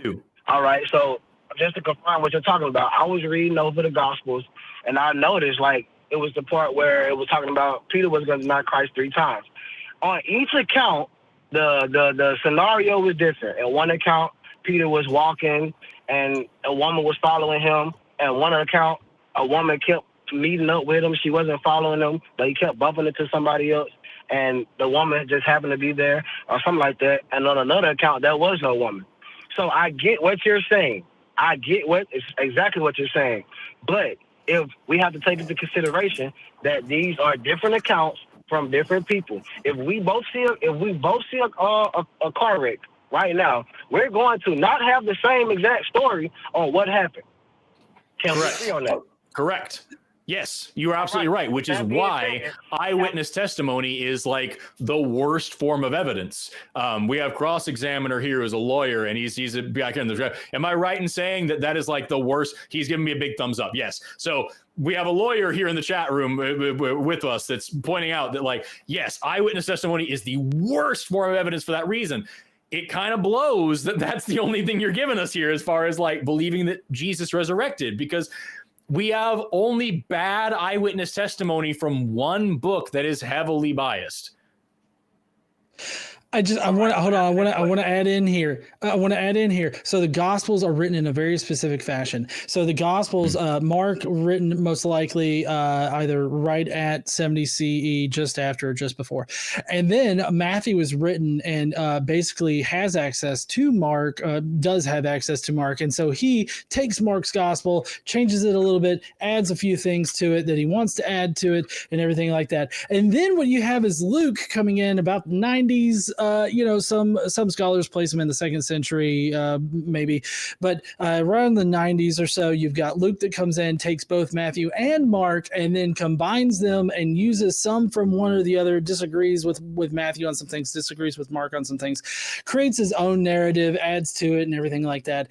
And so then we've got John, who has access to all 3 of them in one fashion or another, and decides to write a gospel that's completely different than the other gospels, totally turning over a lot of the messages that are contained in the previous gospel. So basically what you have is one witness who claimed some magical supernatural shit, and then other people years and years later that take his story, change it a little bit, and then proclaim it as their own. So you don't actually have four different people or different people claiming these things. You have one person that has no citation of sources, has no verifiable authorship in it, has no way of knowing whether or not he got it from firsthand eyewitness accounts, and then other people change his account. That's it. That's all that you got, and it's not impressive. All right, so first, let me just address the eyewitness testimony. I'm going to come back to that, what you just said. First, it is 100% proven that eyewitness testimony can put somebody in jail for life. So that's not even a debate or argument. Eyewitness testimony in court can put somebody in jail in life. So that's not even a debate, bro. Like that's. Are we talking about Dre, court though? Yeah, Dre, I'm sorry to interrupt you because we were just talking for a long time and I realized you just started speaking, but like, is that really the point you want to make? Like, yes, eyewitness testimony can put someone in jail for life. That doesn't mean that it's good or reliable. That's just means that our justice system kind of sucks. Like, that's not really a good argument for what we're talking about here. You admitted yourself a moment ago that if we both saw a car wreck right now, we would have different stories. So the question is eyewitness testimony good? Not whether or not it's used. I put it like this. I'm not going to say whether it's good, bad, or reliable, but what I will say is eyewitness testimony has to be taken into consideration. It's not eyewitness testimony. It's not eyewitness testimony though. Can we agree on that? Can we agree on eyewitness testimony has to be taken into consideration at the very least? Sure. Yeah, I can agree on that. It's just the issue is that's not really a factor at play here. I can also say that DNA evidence needs to be taken into account, but we don't have any of that either. It's kind of an irrelevant point. I get you. Okay, so let me go back to what he was just talking about. The whole day. And also, I'm sorry, I really do apologize. I really don't mean to be cutting you off so much, but this cross-examiner, who is again the one of our other hosts, he's a lawyer. He just put in our host chat here. We have found hundreds of people on death row that were convicted by eyewitness testimony and later exonerated by DNA evidence. So even just to your point that this is a very powerful thing, it is because it is so fallible. It is such a big problem. And while, yes, you should take it into account, you should not put as much weight on it as you are putting on it. I get that. And I don't disagree at all. Not at all. I get that. I was just saying, it's a point of consideration. That's the only point I was making. Okay, so now to the dates where he was talking about these different scriptures were written and how they was written. Now we have to apply logic. So this is why I said in the beginning, history, consistency, and logic. So logically, everything he just said is not logical, bro. It's not logical at all. Everything he's talking about when the scriptures came out, the dates, and 90 AD and all that, is not logical at all. First off, we have to know that Jerusalem was taken down. The Israelites were killed. Some of them escaped. Some of them were captured. We know this happened in 70 AD. Now let's apply the scriptures. We know that one of the earliest known Paul letters to the churches, to the Roman church to be precise, I believe, was 39 AD. We know that Paul, another one of Paul's letters was around 50 or 55 AD. Let's just take that into account first. Now, when we look at that right there, Paul was quoting from the Gospels. No, he wasn't. He was scriptural. No. Okay, so he patently wasn't. I can actually prove this. I can prove this. So Paul was not quoting from the scriptures, and one of the biggest indications of this. And I'm sorry that I'm going to be speaking really fast right here. I'm just trying to get through this as fast as I can. We got to go anyway, so go ahead. Yeah. Yeah. So basically in Mark, there's this statement about, divorce and all of this stuff. I believe it's either divorce or taxes. I can't remember which. But in either case, one of those particular topics, the Mark has Jesus saying these things, right? Well, then if you go and you look at Paul talking about the exact same subject, what Paul says is that this is not a commandment from the Lord. This is my own opinion, right? So he's totally separating like his statements on this particular topic. Again, I can't remember which one it is. It's either divorce or taxes. Sorry about that, but it's one of those two. And he says, this is my opinion. It's not a commandment from the Lord. But then Mark says, oh, Jesus actually says this thing that that Paul said. And so as we can tell, and as scholarship has advanced in this particular field, that Mark was actually using Paul's epistles, like his letters to these various churches, in order to generate a lot of the things that Jesus says in his gospel, and a lot of the theology that appears in Mark's gospel. So we definitely know for a fact that Mark was coming after Paul. Paul was definitely writing before Mark, but Mark was never written during the time of Paul, and he was only written after Paul was was killed at some point through whatever kind of means. We're not exactly sure how he was killed. There's multiple different stories about that, but the fact is that Mark definitely comes after Paul. That's not true, bro. Okay. Trust me, bro. That's his evidence. Trust me, bro. Yeah, you're not. That's frustrating. Okay. Dre, listen, we've been on this call for 45 minutes, and I feel like we've really gotten nowhere because fundamentally we're having a disagreement over like what evidence is and whether or not it matters. So I encourage you to call back because I really do think that this was almost productive, and I feel like we could get somewhere. So we got to move on because we're already like 30 minutes overtime on the show, and we got one other call that the producers really want us to take. So we got to let you go, but I hope you do call back and talk to us a little bit more about this God and why you think it's real. Okay. All good. I enjoyed the conversation. I did not mean to cut him off. I am an asshole. I thought it was just long silence, and I clicked the button, and he started talking right then. I did enjoy the conversation sometimes. Like there's a couple parts of it that were a little frustrating, but like if this, I think if we could agree with Dre on what evidence is and if evidence matters, then we could maybe get a little bit further. But I think first we'd have to get out of the bubble of what he thinks logic is.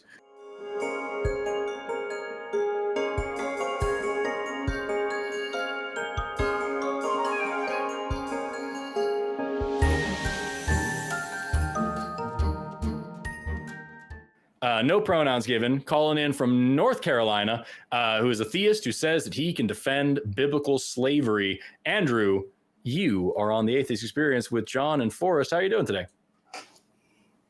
What's up, guys? How's it going? I'm super excited. Thanks for letting me on. I was having a great day until somebody said that they can defend slavery, and now I'm a little bit confused at how the rest of this day is going to go. That's actually not what I was defending. What I was going to show is that biblical slavery is not what it's propped out to be. It's a lot different. People cherry pick things from the Bible, and honestly, I just wanted to have a conversation around that. What's it can you explain that? Kind of like American slavery. It's actually propped out to be kind of like American slavery, which is way different. Can we be a bit more scholarly about it? Can we be a bit more scholarly about it? Because the claim is that the biblical slavery is chattel slavery. Like at least that's one of the forms of slavery in the Bible. So that's specifically what we're talking about. We're talking about chattel slavery. That would be people that are owned as property. So that would be the more accurate way to do it instead of comparing it to American slavery, which obviously had different ways of implementing it, had different motivations and everything like that when compared to ancient Near Eastern slavery. So if we can be a little bit more accurate about what our claim is, that would be great to start off this conversation.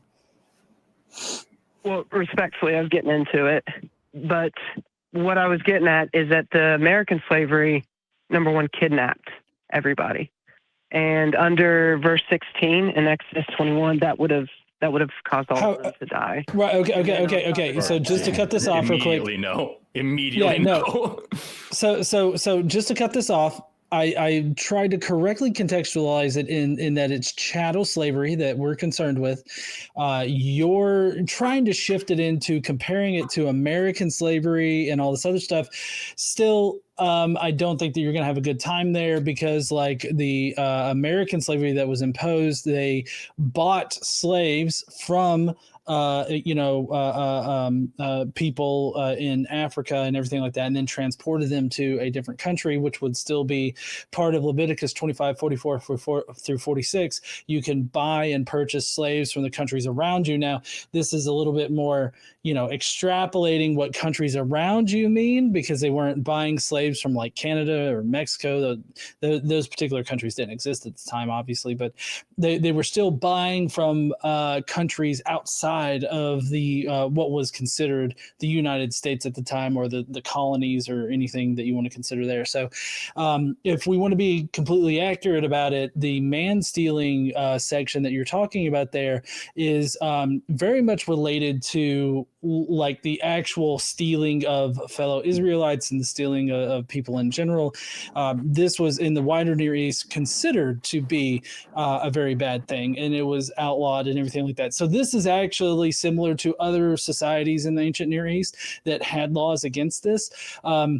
But it definitely wasn't a condemnation of slavery in general. And also the slaves that were purchased from the nations around the Israelites, they were either prisoners of war or acquired in any number of ways. So you're really not helping yourself out here by trying to make this distinction. Well, sorry to overtake that, Forrest. No, by all means, because I was going to say something very similar. I was going to bring up Leviticus 25 when it says, like, buy your slaves from the heathens around you and things like that. Like, what exactly do you think? Do you think these people were like selling themselves? How do you think they acquired these? Like, also, the amount of times in the Bible where like they commit genocide, and then they, like we said at the beginning of the video, they keep all the virgin girls for themselves. I don't know if that's a stretch to say these people were kidnapped. So like, just the idea that you have to have this specific kind of kidnapping for it to be the kind of slavery that's bad, I don't understand. And I also don't understand why we're trying to differentiate this from American chattel slavery when, like, it is certainly chattel slavery. It doesn't matter if it falls completely into the American paradigm. There is no good slavery, period. So, like, if you're trying to draw a distinction and like, well, it's not this kind of slavery, and well, it's slavery, but they did it these ways, I don't understand what your rhetorical goals here are, and I'm pretty positive I don't like them. But I'll let you respond to what John said first, and then we'll get back to that. Yeah, but before you respond, I do want to point out how what Forrest just mentioned is considered by scholars. Like you can look at Hector Avalos. He did an extensive write-up on this kind of stuff.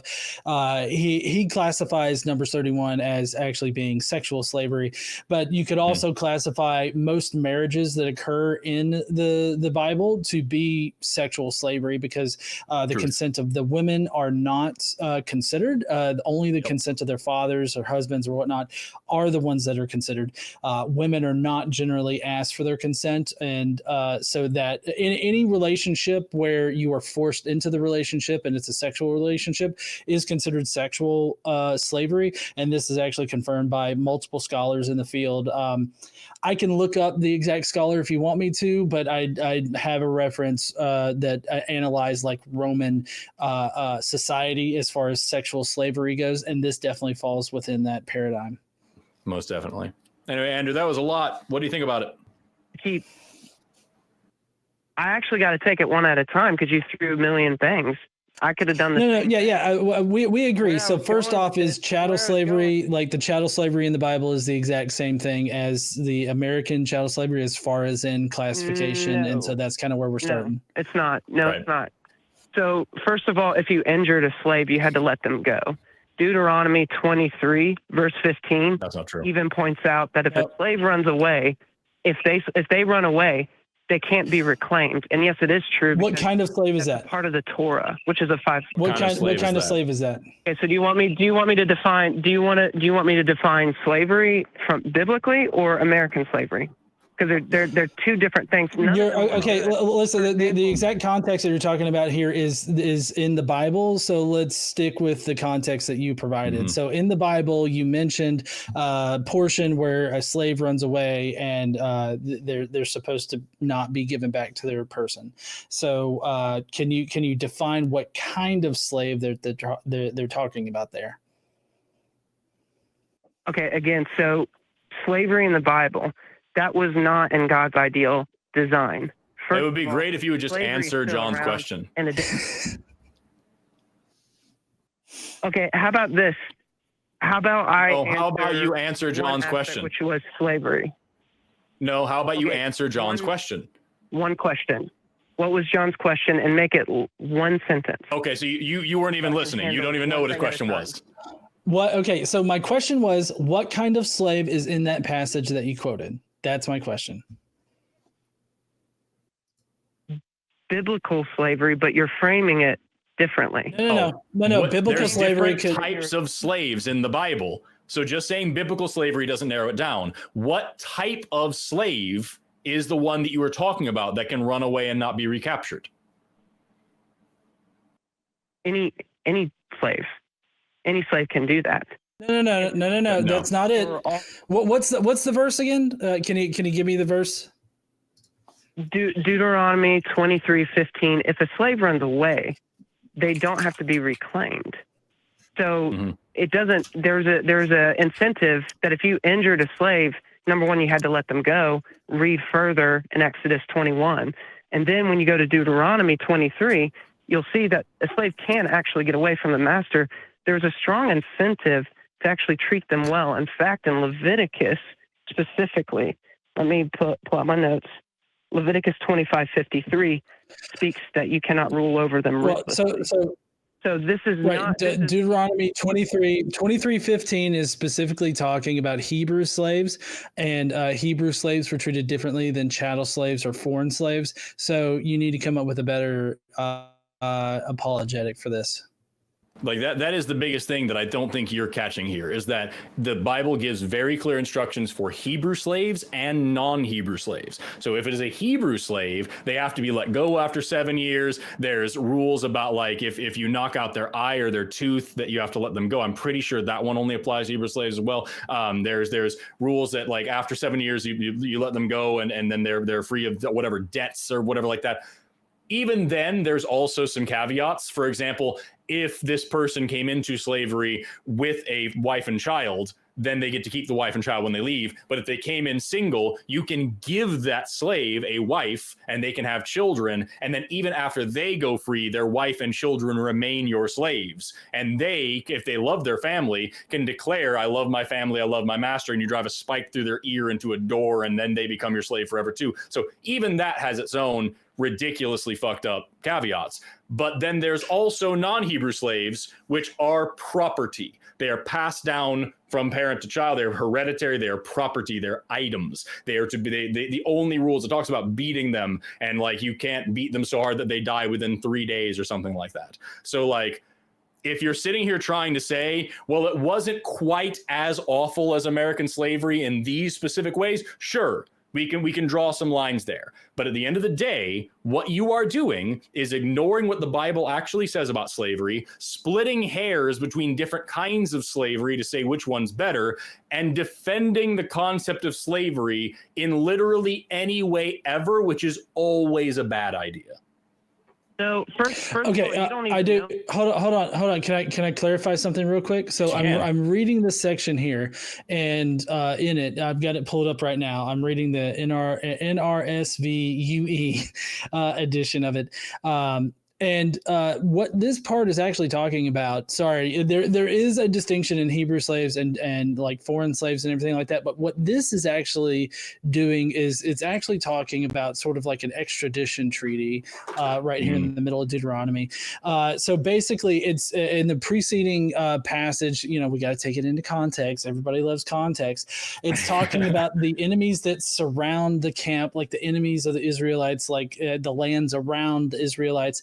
And so then it goes into, and it says, you shall not return their owners' slaves who have escaped to you from their owners. So basically it's saying that slaves of other nations that escape into Israel, don't return them to their owners. So this is very specific to foreign slaves that are owned by people in foreign countries that escape into Israel.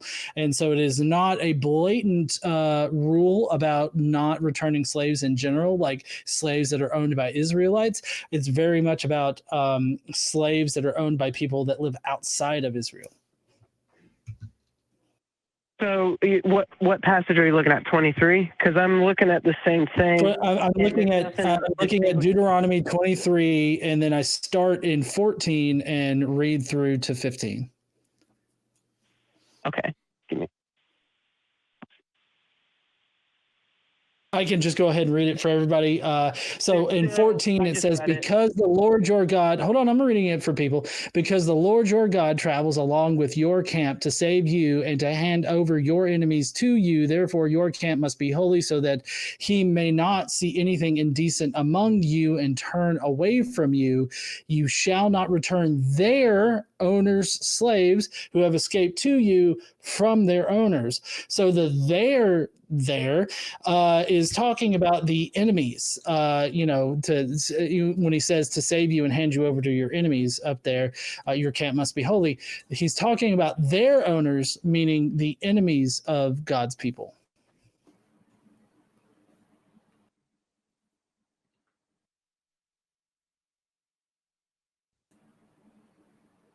Just like Captain America, I can do this all day. So I have other quotes I was going to read whenever we got there. I'm not actually defending the idea of slavery. I believe that we live in an imperfect world. And what I'm saying is that this was the law of Moses, not God's law, but the law of Moses' attempt to manage. Did God command these things? Due to the hardness of their hearts. Did God command? That's a great question. Yeah. Did God command slavery? No, he actually never did. In fact, Jesus. If you can turn in Leviticus 25, 44 through 46, Seriously. If you could just real quick. Read your Bible, dude.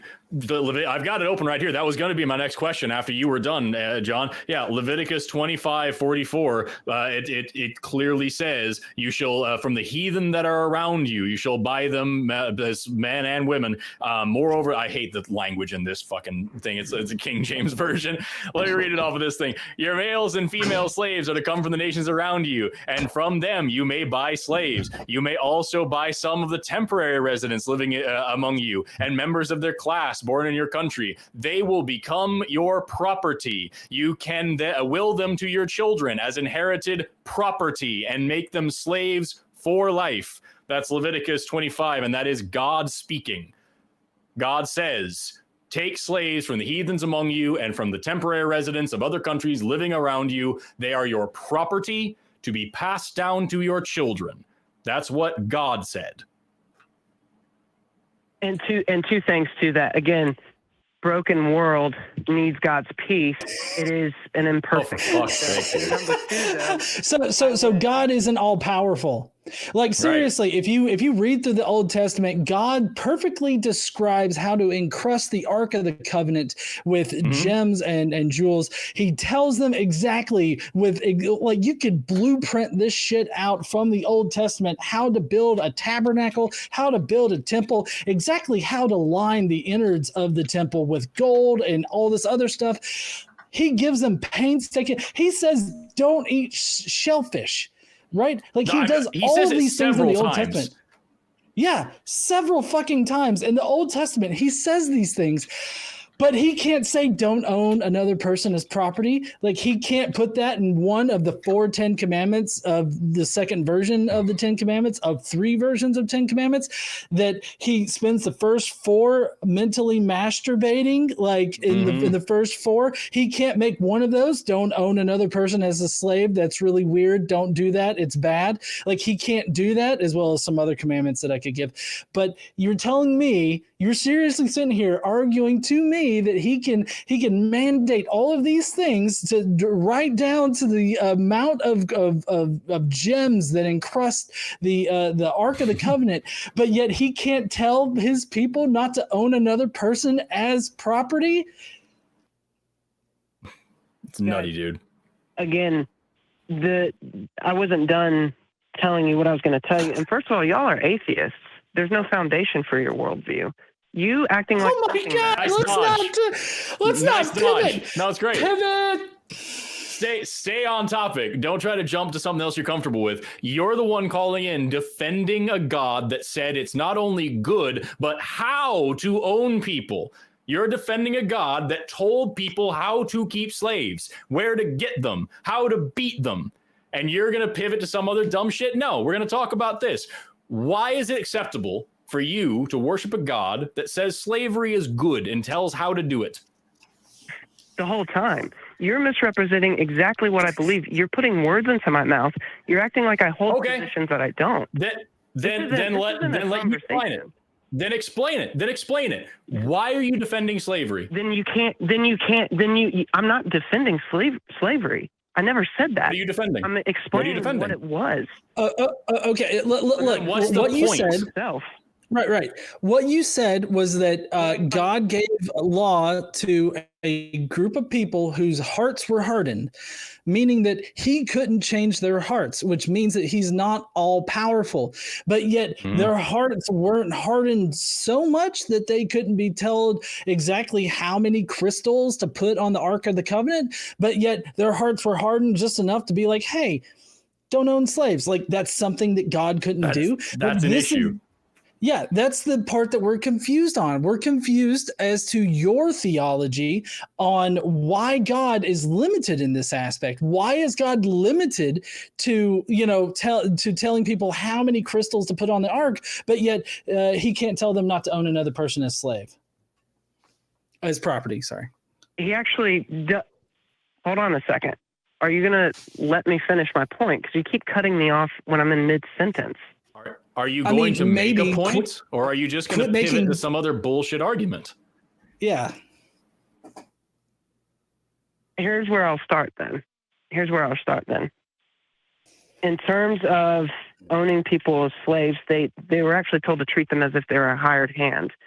And first of all, I would like to point. And immediately, Andrew, I have to interrupt you again. See, I want to let you speak. I really do. I want to let you finish what you're saying. But when you immediately open with shit like that, we have to cut in to point out what exactly, in what world do you treat a hired hand like property? In what world do you pass on a hired hand to your children as an item, as an object? When is that okay? Let me address the heart and heart part. First of all, God does allow. No, I would like you to answer my question first. You're throwing a lot of different things for me to address, though. I got to do it one at a time. I'm asking you this one question based on what you just said, and then I will let you continue. You started by saying that the Bible said that we should treat slaves like hired hands. I'm asking you, whenever would you treat a hired hand like the slaves of the Bible, beating them, passing them on to your children as property? When is that acceptable? There's an incentive. First of all, again, you're making certain claims that are not validified, because if you go down further in Exodus, if you do injure a slave, there's a strong incentive not to hurt your slave. I'm going to ask you again. In Leviticus, God himself says where to get slaves, how to beat slaves, and that you can pass them down to your children as property. You made the claim that the Bible also says that slaves should be treated like hired help. I'm asking you to square that circle. When do you beat hired help? When do you pass hired help down as property? Then you can move on to your next dumb talking point. Guys, you have to use the Bible collectively. It's not a dictionary. It's a story. I'm not asking you about that. I'm asking you, is there ever a time when you can pass a hired hand down to your children as property? Is there ever a time? In those days, I think you could if you married into it and you wanted to stick with your Okay, well, then we have a vastly different understanding of what hired help are for and how they are to be treated. Move on to your next thing now. We'll come back to it. Okay, so and thank you for letting me talk a little longer. I appreciate it. The hardness of the heart's part. With free will, you can't just force people to do things. So over time, God. And immediately we have another problem. Andrew, in the book of Exodus, the Pharaoh wants to let the Hebrew slaves go. Over and over, he expresses that he wants to let them go. And God hardens his heart so that he will not let them go. It's one of the many examples of when God violates people's free will in the Bible in order to serve his own purposes. God wants to do a bunch of plagues. God wants to kill a bunch of babies. So God hardens the Pharaoh's heart over and over and makes him keep the slaves against his own will. So God is clearly willing to violate free will. Why doesn't he do it here? So in terms of Pharaoh's hardness of heart, Pharaoh already made his decision a long time ago. God was honestly just no. I'm sorry. No. Nope. It specifically says in Exodus, and I can read it out loud here. I can definitely. I was pulling it up as Yeah. It definitely says that God hardened his heart, as if God actively did something to prevent Pharaoh from releasing the Hebrew Israelites, from their bondage. A bondage, by the way, that they entered into like willingly and everything. But in any case, God, in the Bible, it definitely says that God directly does something to the Pharaoh in order to harden his heart. I think that it's because God really wanted to kill all the firstborn sons of Egypt. Like he really had a big thing for like killing children at that point for whatever reason. And so he was like, I'm going to kill all of them. So I'm going to create a situation to where I can do that because Pharaoh is not going to let my people go and everything like that. So basically, God orchestrates this entire situation so that he can kill a bunch of children. But it all starts with hardening Pharaoh's heart. It directly says that he does that. It's like over and over. I've got just the first one I opened to was here in Exodus 10, verse 20. It's talking about, it says, but God hardened Pharaoh's heart so that he would not let the children of Israel go. And that's not the first, second, or third time it uses that exact language. Here, it's in chapter 7, a couple of chapters back.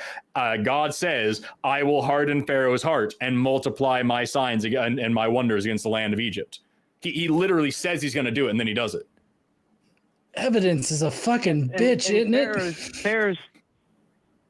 Pharaoh's position and where he wanted to stand was already solidified. God simply just let his heart actually made it harder because he wanted to get back at Egypt. Essentially, all the plagues actually could draw back, I believe, to the different gods of Egypt, and it was honestly to shame Pharaoh where he was at. So just to be clear, from what you're saying here, God already knew that the Pharaoh wasn't going to let the children go because his heart was already hardened. So him hardening his heart over and over again throughout the story is irrelevant. It doesn't matter that he continued to harden his heart because his heart was already hard. However the fuck, that's just atherosclerosis, but whatever. Like the point is, the end goal here was to torment a bunch of innocent people in order to shame their king. That's God's plan. Because the people of Egypt that suffered from the plagues and then had their children killed, they didn't make the policy. They didn't have the rule of law. They didn't make the laws. They didn't do any of that. They were just people. So God so desperately wanted to embarrass one dude that he tortured thousands of innocent people and killed thousands of innocent children and violated a man's free will just so he could do that. And that's why slavery's good. He didn't violate free will, though. That's not correct. But in terms of that word innocent, you can't just hand that around. No one's innocent, not even me. We all need redemption, first of all. And Egypt back then is not Western society.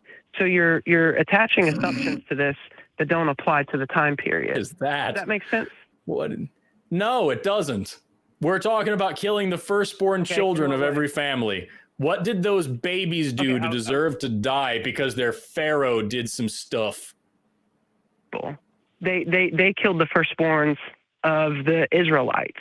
And so, like I was saying, God was redeeming his people. So the firstborn Egyptian babies, they were the ones that killed all the Israelites? Not the babies specifically, but Egypt themselves. And okay. So let me propose this. The Egyptians did some bad things, so the babies of the Egyptians are the ones that need to be killed. So not all of them would have been babies. And therefore, and again, just to remind everybody what we're talking about here, and therefore these babies died, and so therefore biblical slavery is okay.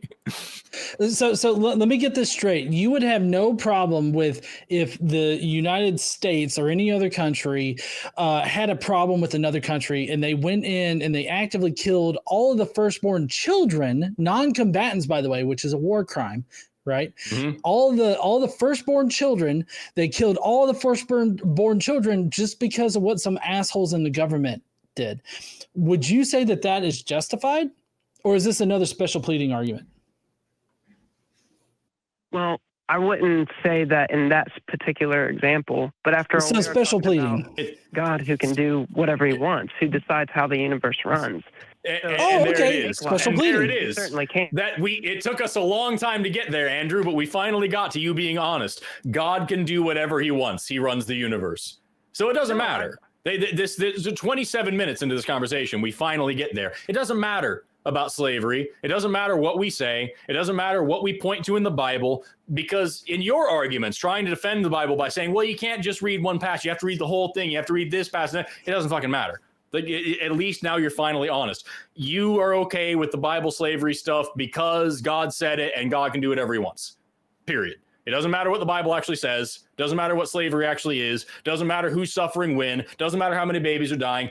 God did a thing, and that's fine because God did the thing. And I don't care because God did it, and God's allowed to do whatever. That's your actual argument. That's your answer.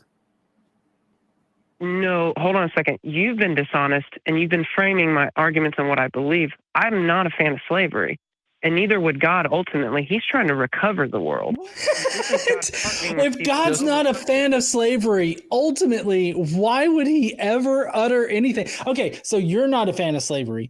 Let's say that you're king of whatever fucking country. Would you ever tell your people, hey, you can go and purchase slaves from the nations around you? You can purchase them. You can pass them down as property within your own family. Would you ever, as a person, go and tell a group of people that they can do that? No, first of all, we have credit. Right. And loan. That means that you're more moral than your own God. The same thing as The God that you believe in, the God that you get on your knees for every single Sunday, you are better than that sick, sadistic motherfucker. Hold on 1 second. You're not letting me finish. You're not listening to me. And the time and just shortening it down to one time period. I'm talking about a progressive recovery of humanity. So God is constrained by time? Is God constrained by time? Hold on. No, he's not constrained by time, but what I'm saying is... Okay, then it shouldn't fucking matter. It should not fucking matter in the least bit whether or not he's speaking to the Israelites in the 2nd century BCE or if he's talking to us now. It should not matter if he's not constrained by time. His absolute moral foundation should apply all throughout history, but it fucking doesn't. And you know why? That's because God was created by men to push man's own agenda using some supernatural dickhead in order to push it. That's it. Well, you guys are not letting me finish again. Because I was actually about to say... Because you keep saying dumb shit every single sentence you utter. That's why. You do too, though. you talk about God. What have I said? Forrest, what have I said? What have I said that's been dumb so far? I want to ask Andrew, like, what have we said that's been wrong? We've quoted the Bible to you, and we've talked about what God actually said. And all you have done this whole call is justify evil. And saying, well, it's not really that, and it's not really that, and it's not really this, and you have to take it this way and that way. When at the end of the day, the point, our thesis statement here at the ACA is that there is no good slavery. Slavery is wrong all the time, and all the time slavery is wrong. And you're sitting here saying, well, God couldn't have told them not to own slaves because it was the times and the this and the that. Meanwhile, God can give clear instructions on how to cut your hair, on how to trim your beard, on what fabrics to wear, on what food to eat, on what animals to touch, on who to have sex with. He can give all of these very clear instructions, structuring society in the way that he wants. And then not only does he fail to say, don't own human beings as property, he tells them how and says, go do it. And you're saying that this is just what he has to do. Tell me how we're missing something here. Well, first of all, you're an atheist, so to call something evil, I mean, you have no For fuck's foundation sake, for it. just Do you want a be theology honest lesson? and address the Where question. do you want to take? Just Don't address the pivot. question, Andrew. No, you're borrowing from my foundation. First of all, Don't to answer your pivot to something else. Quit being a coward and own up to what your book says. Which is worse, Andrew? Eating shellfish or owning slaves? Which is worse? So I don't know what you mean by coward, but second of all, to actually answer your question, he did give clear instructions. The laws never changed. In fact, Jesus particularly fulfilled the law through the 10 Commandments, which had nothing to do with slavery. Andrew, I'm going to have to interrupt you again because you are continuing to pivot to something else rather than addressing the actual point. Which is worse, wearing clothing of mixed fabrics or owning slaves? Which is worse? Hold on. Can you repeat the question? Yes. Which is worse, wearing clothing of mixed fabrics or owning slaves? Which of those two things is a worse thing to do? So the problem with that question, though, is that slavery, I again, dare you. is I not the same dare slavery you that to you're... just answer a direct question. Which is worse, owning a human being as property or wearing a nylon rayon blend?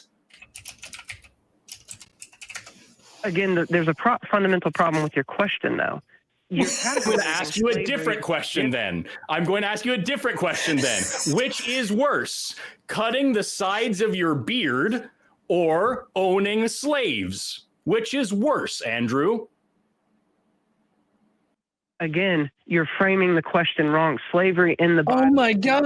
Hold on. Let me try. Yeah, Which is you try, worse, you try. eating shrimp or owning a person as property? Which one is worse? Wait, did you say getting shrimp? What? I said shrimp. eating shrimp. Eating shrimp. I'm sorry. I'm sorry. I heard that wrong. Again, I'm not for slavery, so I would obviously say that No slavery one is isn't saying a you're worse for situation. slavery, Andrew. No one is saying you're for slavery. What I'm saying is that you're behaving cowardly and that you can't answer a direct question that contradicts your worldview. Which is worse, I'm not, owning first of all, slaves or eating shrimp? I would say having to own a slave would be worse, of course. But again, you're frankly... So ignoring the bullshit way you worded that, then why is it that God found the time to tell people not to eat shrimp, but not to not use human beings as farming equipment? Why was it a bigger priority for your God to condemn eating shrimp than it was for him to not tell people how to own slaves? Because again, he didn't just fail to condemn it, he directly condoned it. No, it's managed. It's managed debt. It's managed debt. Do you think? Some people sold. Do you think, Andrew? Dude, let me finish, dude. Andrew, you called into our show and you're saying evil, horrible shit, and I'm just trying to get you to be honest for one fucking second and just answer a direct question. I'll show you. I'll demonstrate for you. Okay, I'll show you what we want so there's no confusion. Hey, John. Which one is worse? Is it owning slaves or is it touching the skin of a dead pig? Definitely owning slaves. Don't even have to think about it. If you were to tell somebody what not to do and you only had the chance to tell them one thing, would you rather tell them to not own slaves or would you rather tell them to not touch the skin of a dead pig? Definitely tell them to not own slaves. Okay, cool. Yeah. Is there ever any situation ever where owning slaves is in any way even remotely acceptable? Not at all.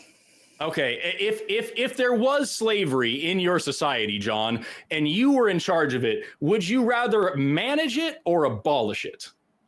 I would definitely say, hey, we shouldn't be fucking doing this. Let's stop. Yeah, you would. Yeah, definitely. Yeah, absolutely. And last question: if you were like actually in control of everything, and you knew slavery was a possibility, do you think that it would be justifiable for you to then like tell people to do slavery? Do you think that telling people do slavery might confuse them in some way? Is that something you'd ever want in any world? I would never command anybody to own another person's property.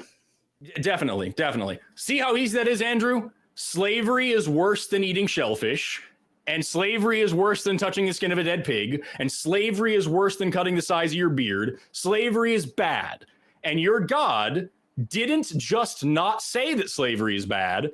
God said, here's how to do slavery. And you're sitting here saying, well, he was managing it. He could have abolished it. He could have just said, don't own slaves. He had 10 commandments. Like John pointed to a little while earlier, like a bunch of them were just jacking himself off. He could have made one of those commandments, don't own slaves, but he didn't. In fact, he did the opposite and said, I command you to take slaves this way. Your God is a monster. It's a good thing he doesn't exist. So let me ask you this, though. Why did they sell themselves into slavery? Because that's actually... And now we've gotten into the bullshit, it was more right nonsense. You're going to have to actually answer a question someday in your life, Andrew, and I hope it's an easier one than this, because frankly, it's sad that you can keep running up into this really, it shouldn't be a moral conundrum. This should be a very easy one for you. Slavery's bad. Yeah, the Bible says some shit about slavery. It must have meant something different. There must be some other thing that this is a mistranslation. This is a misinterpretation. God would never do this. You can't even be that level of dishonest. You have to go all the way down to the fucking dregs and say, no. This was the way God had to do it. God was good. God did it this way on purpose because God can do whatever he wants. You should be ashamed of what you've been defending here, Andrew. You're dishonest with my positions, but I understand you probably need another caller. I appreciate you letting me come on. Let me ask you one more question, Andrew. Let's see if you can fucking answer it. Does anything God ever do ever bad? If he's the rule maker, then whatever rule he makes is his rule. That's not the correct answer. So is everything that God commands good? Because he's the rule maker? It is good according to his purposes. But just like that previous caller, I might not understand everything, but yes, his rules are his rules, not yours. Do you trust God? Do you trust God to be good even if you don't understand it? Well, he healed me when I had a stomach issue. The doctors couldn't understand how I was healed. Would love it if you could just answer a question. You do trust him. Great. So because everything God is good, because everything God commands is good, and you trust it to be good, even if you don't understand it, you trust that God's command is good. God commanded slavery. So therefore, yes, you have been defending slavery. You have been justifying it this whole time. Despite your constant protestations, we have not been taking you out of context. We have not been putting words in your mouth. We have not been misrepresenting your point. You called here to defend slavery and to defend the God that commanded it. That is evil, Andrew, and you should be ashamed of yourself. And with that, we will now move on to another call. Good gravy, y'all. Damn. Should not be that hard. Honestly, I've never heard anybody have such a tougher time condemning the actions of a supposed being as that. Like, whenever the slavery really conversation comes up, they always have the toughest time being like, yeah, that was kind of shitty.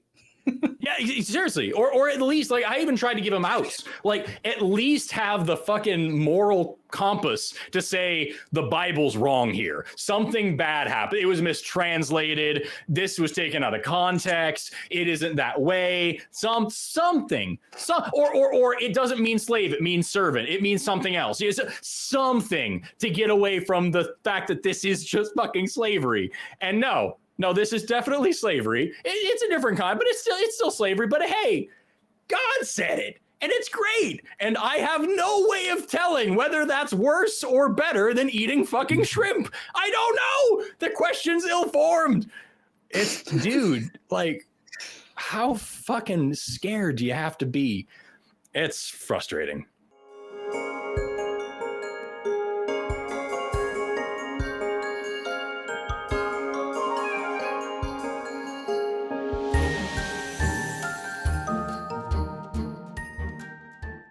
We've got RJ, pronouns he, him, calling him from Colorado. A little while ago, we did a poll in the super chat there, or in the chats. We asked what kind of call you wanted us to take, and we talked about, do you want an evolution call or an apocalypse call or a Jesus this or that call? And over 50% of you voted that you wanted an evolution themed call, and that's what we got here. RJ wants to ask, if evolution is real, why haven't spiders developed wings? So let's bring them on. RJ, you were on the Atheist Experience. How are you doing today? I'm doing okay.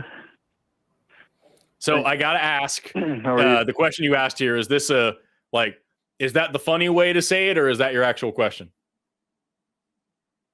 Yeah, I mean, I think it's kind of a serious question, because, I mean, if you believe in evolution, you believe that wings evolved, correct? Wings evolved on insects, and a lot of different insects, relatively easy from what some of the evolutionists claim. But it hasn't happened to spiders, and there's quadrillions of spiders around the world, and there's there's a lot of reasons why why developing wings would be very beneficial to spiders, right? Sure. So a couple of questions here. Do you consider yourself to be a hard worker? Yeah. What do you do for what work do you do? What job do you do? Well, right now I'm not working, but I was a truck driver. I've been a lot of different things. Okay, so professionally speaking, your skills are in truck driving. Is that fair to say? Well, I mean, right now I was only maybe a year. I was in the military for about 12 years. I'm just saying, what would you say is your professional expertise? If you had something to put on a resume right now. It's a lot of things. I was tech support. I don't, truck driver. How to drive a truck. Let's we'll just go with start that. there. Yeah, we'll go with that. Sorry. So sorry, my question cannot to you listen then, to this anymore. 12 years. Truck driving. Okay. Truck driving. Yeah. So we'll just say the question is, if you're such a hard worker, then why aren't you doing glass blowing? And why haven't you taken up heart surgery? Because we need more glass to run on your truck. Your windshield's made of glass. You need glass blowing for a lot of things, and we need more heart surgeons. So why aren't you doing those things if you're a hard worker? Well, I mean, truck driving pays really well. I mean, if you own your own truck, because it doesn't fit your life, right? $300,000 a year. It doesn't fit your life. It doesn't fit your life. It's not what you're good at. It's not what you want to do, and so you don't do it, right? I mean, I guess you can make that argument. Yeah. The same reason that you are not a coal miner, the same reason you're not an airline pilot, the same reason you're not a fireman, the same reason you're not an astronaut. It doesn't fit your life. It's not what you want to do. It's not where you're happy. So you don't do those things. You do the other stuff you do, right? Okay. So when we talk about biology, when we talk about evolution, we can look at an individual niche for an organism kind of the same way. And this runs the risk of having people believe that individuals evolve, which doesn't make any sense. But just for the analogy, please understand this is an analogy, is that you've got spiders and you've got flies and you've got birds and you've got worms and you've got coral and you've got octopi and you've got all these different things. The reason why there isn't so much crossover between this, whatever, pick your favorite characteristic that they have, is because it doesn't fit their niche. It doesn't fit the way that they live. It just so happens that spiders actually do have some really freaking terrifyingly cool ways to travel through the air, but that's neither here nor there. The reason why I haven't sprouted wings and learned to fly, the reason why humans don't do it, is because our niche doesn't call for it. There isn't selection pressure to force us to evolve in that direction. So we don't, and we haven't. And it's the exact same thing with spiders or coral or, flatworms or fish, or pick your favorite any other thing. Wings evolved independently, separate times, in insects and in birds and in reptiles and in mammals. It evolved completely independently, separate times, because the selection pressure on these different types of creatures called for that. But it hasn't happened to spiders because they don't need that to happen, because they have good ways of air travel without it. And otherwise, the ones that don't travel through the air, through weird electrical things that they do, don't need to. So there's really just no reason for them to have wings. And so they haven't evolved them. And that's the long and short of it. The same reason that you're not a heart surgeon. You don't need to be. That, even if you're looking at the terrain, that they're in really, really high terrain that they have to cross, you wouldn't think that would help them out at all with catching prey. There are some spiders. There are a lot of spider species that can use electrical currents in the air and literally propel themselves on a bit of web and pretty much fly through the air for like miles, for a long way. So they have a different way of doing it in those situations, and it's just fine. Okay. Well, I'm not really convinced, but I'll go ahead and move on to the next question. Well, hold on, because I saw Armin had something that he wanted to throw out there. Okay. Armin, I can't hear you, bud. Sorry about that. Can you? Okay, so I want to try to do a cost-benefit analysis with you. Like, when it comes to a spider, like if it had wings, why would that be a positive thing?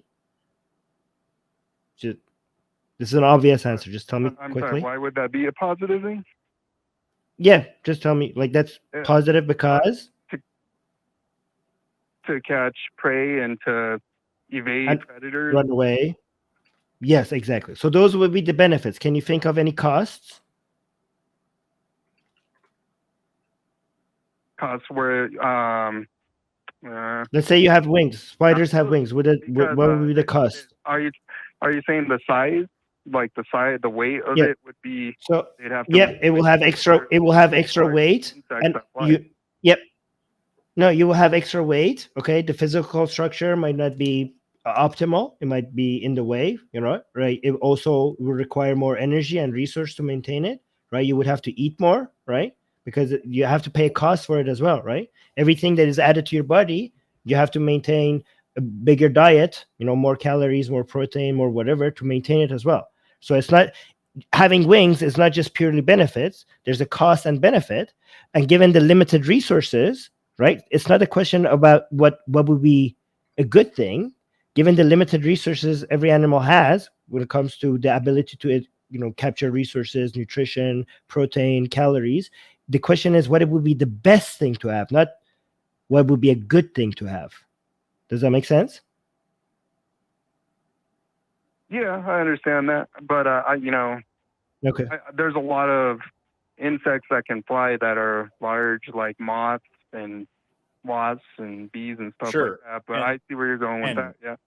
And lots of them share a common ancestor that was also able to fly, and so they just stayed in that niche.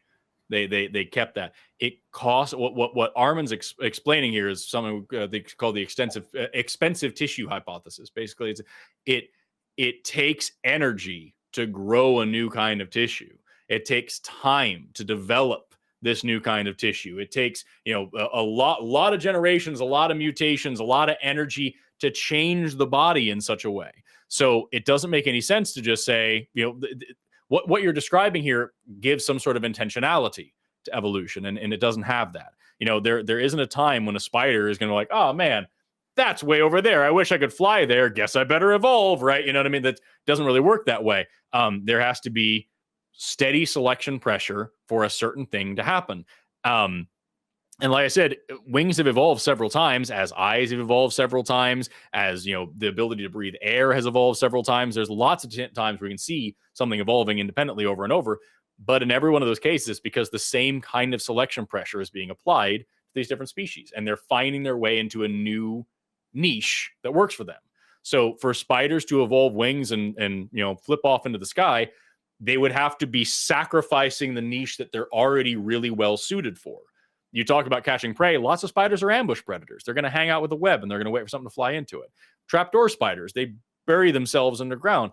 Tarantulas aren't going to be having an easy time flying around. They're very terrestrial things, even like arboreal tarantula. Do you know what I mean? It's just, there's so many things there where they're already so well adapted to where they are, they don't need to change. And so why would they? Yeah, but over such a long period of time, like you guys claim, it's some of these animals have been around for millions and millions and millions of years, with quadrillions of them being born with so many mutations. I disagree. Yeah. I think you would have a lot of speciation at that point in time. We do have a lot of speciation. We don't see new limbs and new appendages just popping up de novo just because. That isn't how it works. Can I ask a question real fast? Just a layperson, not a scientist. By all May I means. ask a question? RJ? Yeah. Do you believe then, if the spider was not evolved, do you believe the spider was created by a creator? Yes. Is that creator like the Christian God, or how would does that creator have a name? Yeah. Okay, you're a Christian. Yeah, I'm Christian.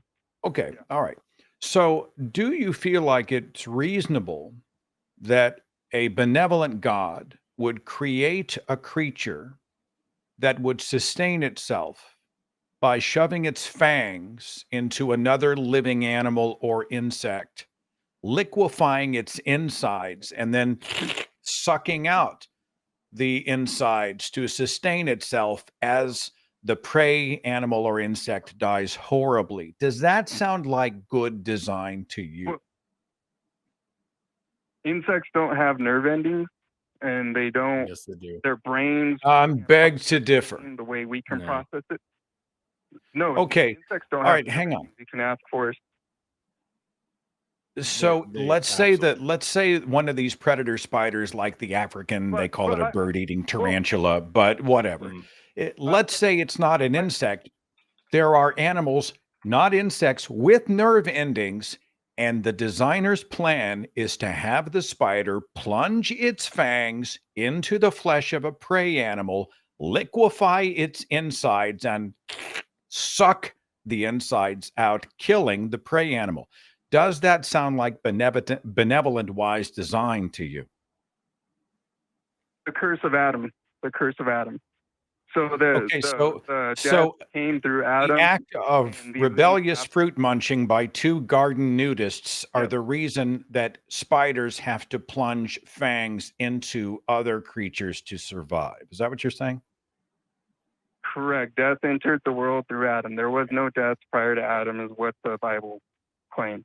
So an act of rebellious fruit munching by two cosmically conjured garden nudists are the reason. That's the reason that spiders have to suck liquefied internal organs out of other creatures to survive. I understand that. That is. That's correct. That's what it says. Right. Yeah.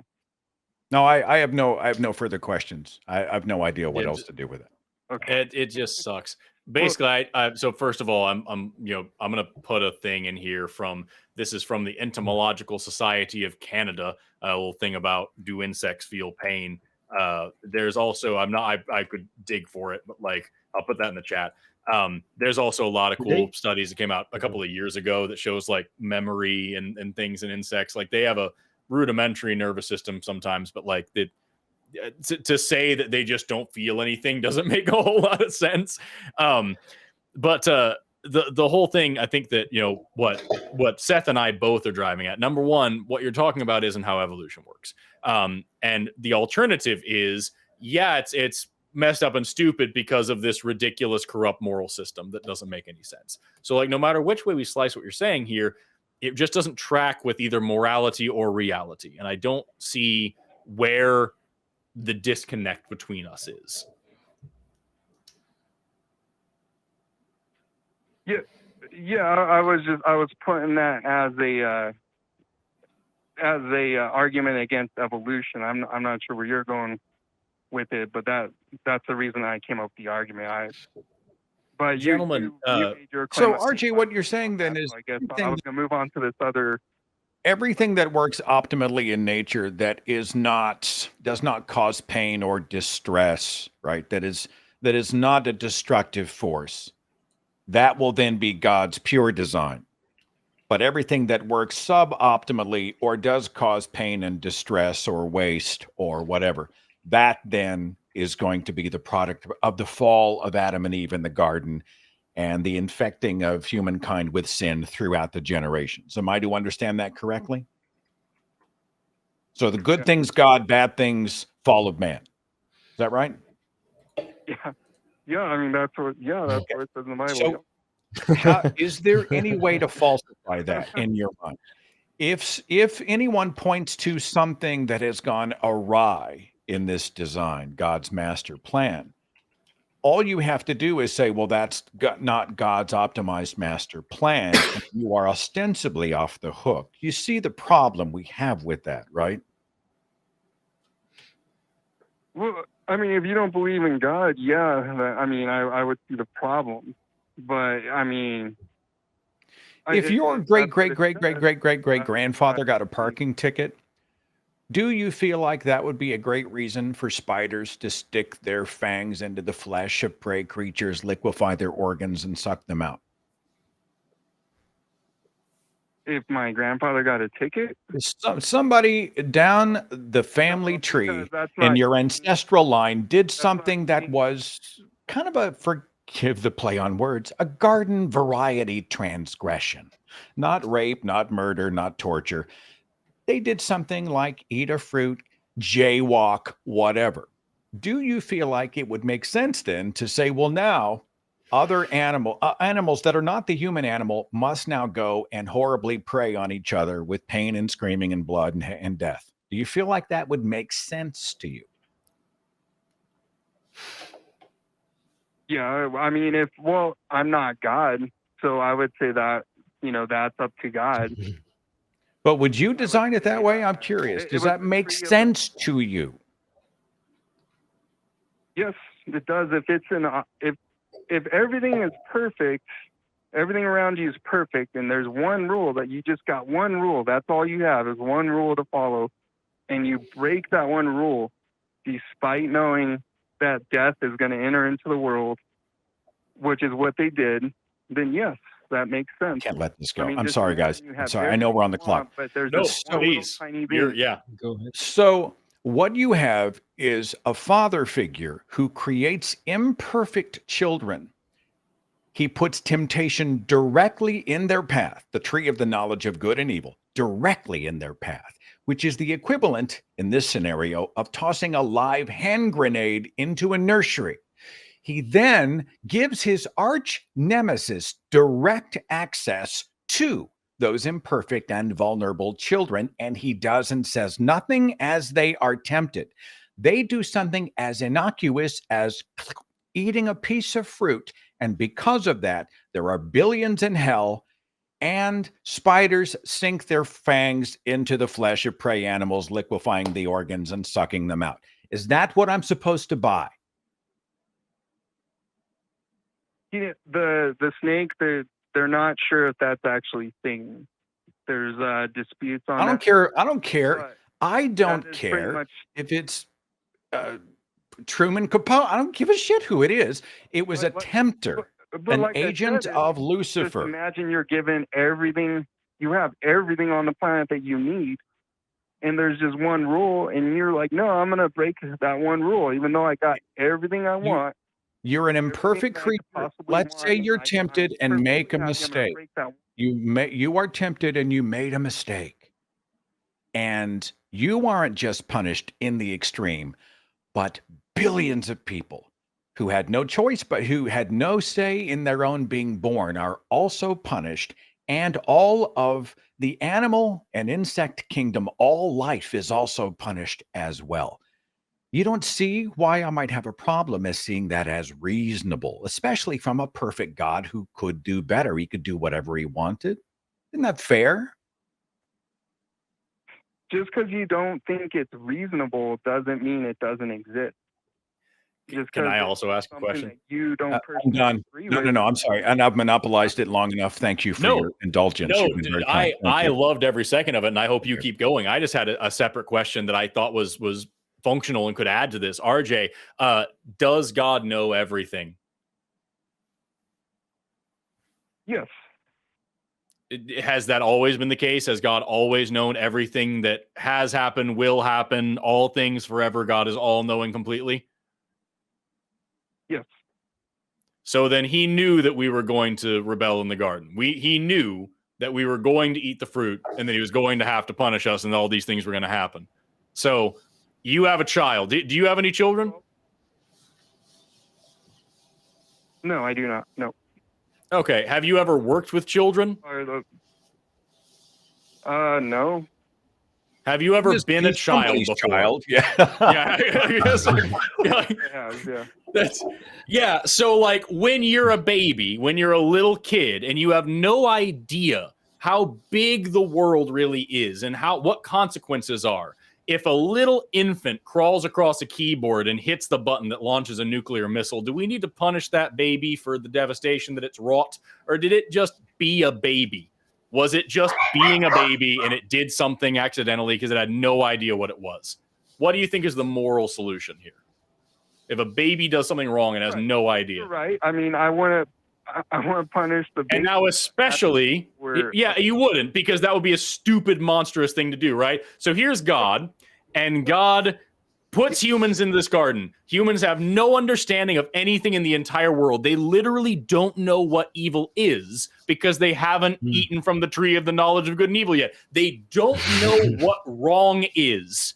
And God takes the thing that they're not supposed to do. He could have put the tree in another goddamn garden, but instead he puts it right in front of them and then allows someone to tempt them and knows the whole time, because he designed it this way and is all-knowing, I'm going to do this, they're going to eat the fruit, and then they're going to be sinful and I'm going to punish them. And then that happens, and he goes, how could you do this to me? I must now punish you. Like, do you not understand how that's a completely brainless, not only immoral, but just stupid thing to do? If I get in my car and the fuel gauge says I have 10 miles left and then I try to drive 100 miles, I can't be pissed off when my car runs out of gas.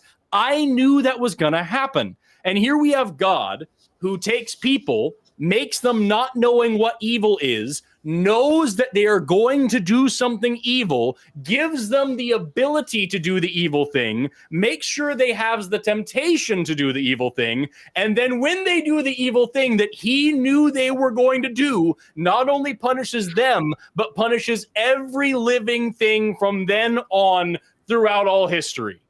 That's insane, that's stupid, and that's monstrous. Tell me how I'm wrong, RJ. You read the Old Testament, it's amazing to see how often Yahweh is surprised. Yeah, seriously. But well, are you going to let me answer? Or are you...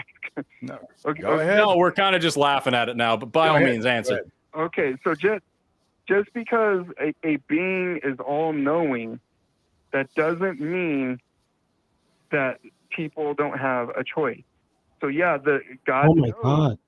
Oh, the choice. Make the wrong choice. There's also a parallel. So RJ, if I videotape a football game, those people had the choice, but I still know how it's going to end because I have it on videotape. So if I then watch the videotape and I say, okay, here's, I don't know football teams, here's the Bulls versus the Octopuses, and I know the Bulls are going to win, but if the Octopuses lose, I'm going to punish them. They have the choice. They played the game. They had the choice, but I already knew the outcome. Does that make this situation any more fatuous or I should say any less? Insane. No, because you're not controlling you're not overseeing the football field. You're just watching a video of a football field. No, you're right. Actually, that does make it infinitely worse, RJ. You're absolutely right. God also controls everything and could change this easily at any time, but chooses not to. The point of all of this, what Seth and I have been talking about, is that based on what you're saying, God intentionally makes some people in order to send them to hell. The purpose of it is for people to go to hell and be tortured forever. The purpose of it is for life to be bloody and brutal and violent and short. The purpose of it is the cruelty. How does that not sit weirdly with you? That he doesn't exist. That doesn't prove that. Oh, no. Yeah, you can. We'll get there later. We'll get there later. Sure, we'll grant that he exists. If he exists, he's a monster. That does not prove he doesn't exist. That's not what Forrest is saying. That's how Forrest is not even telling you that he doesn't exist. Forrest is telling you how monstrous this God of you is if it existed. If your God is real, he's evil.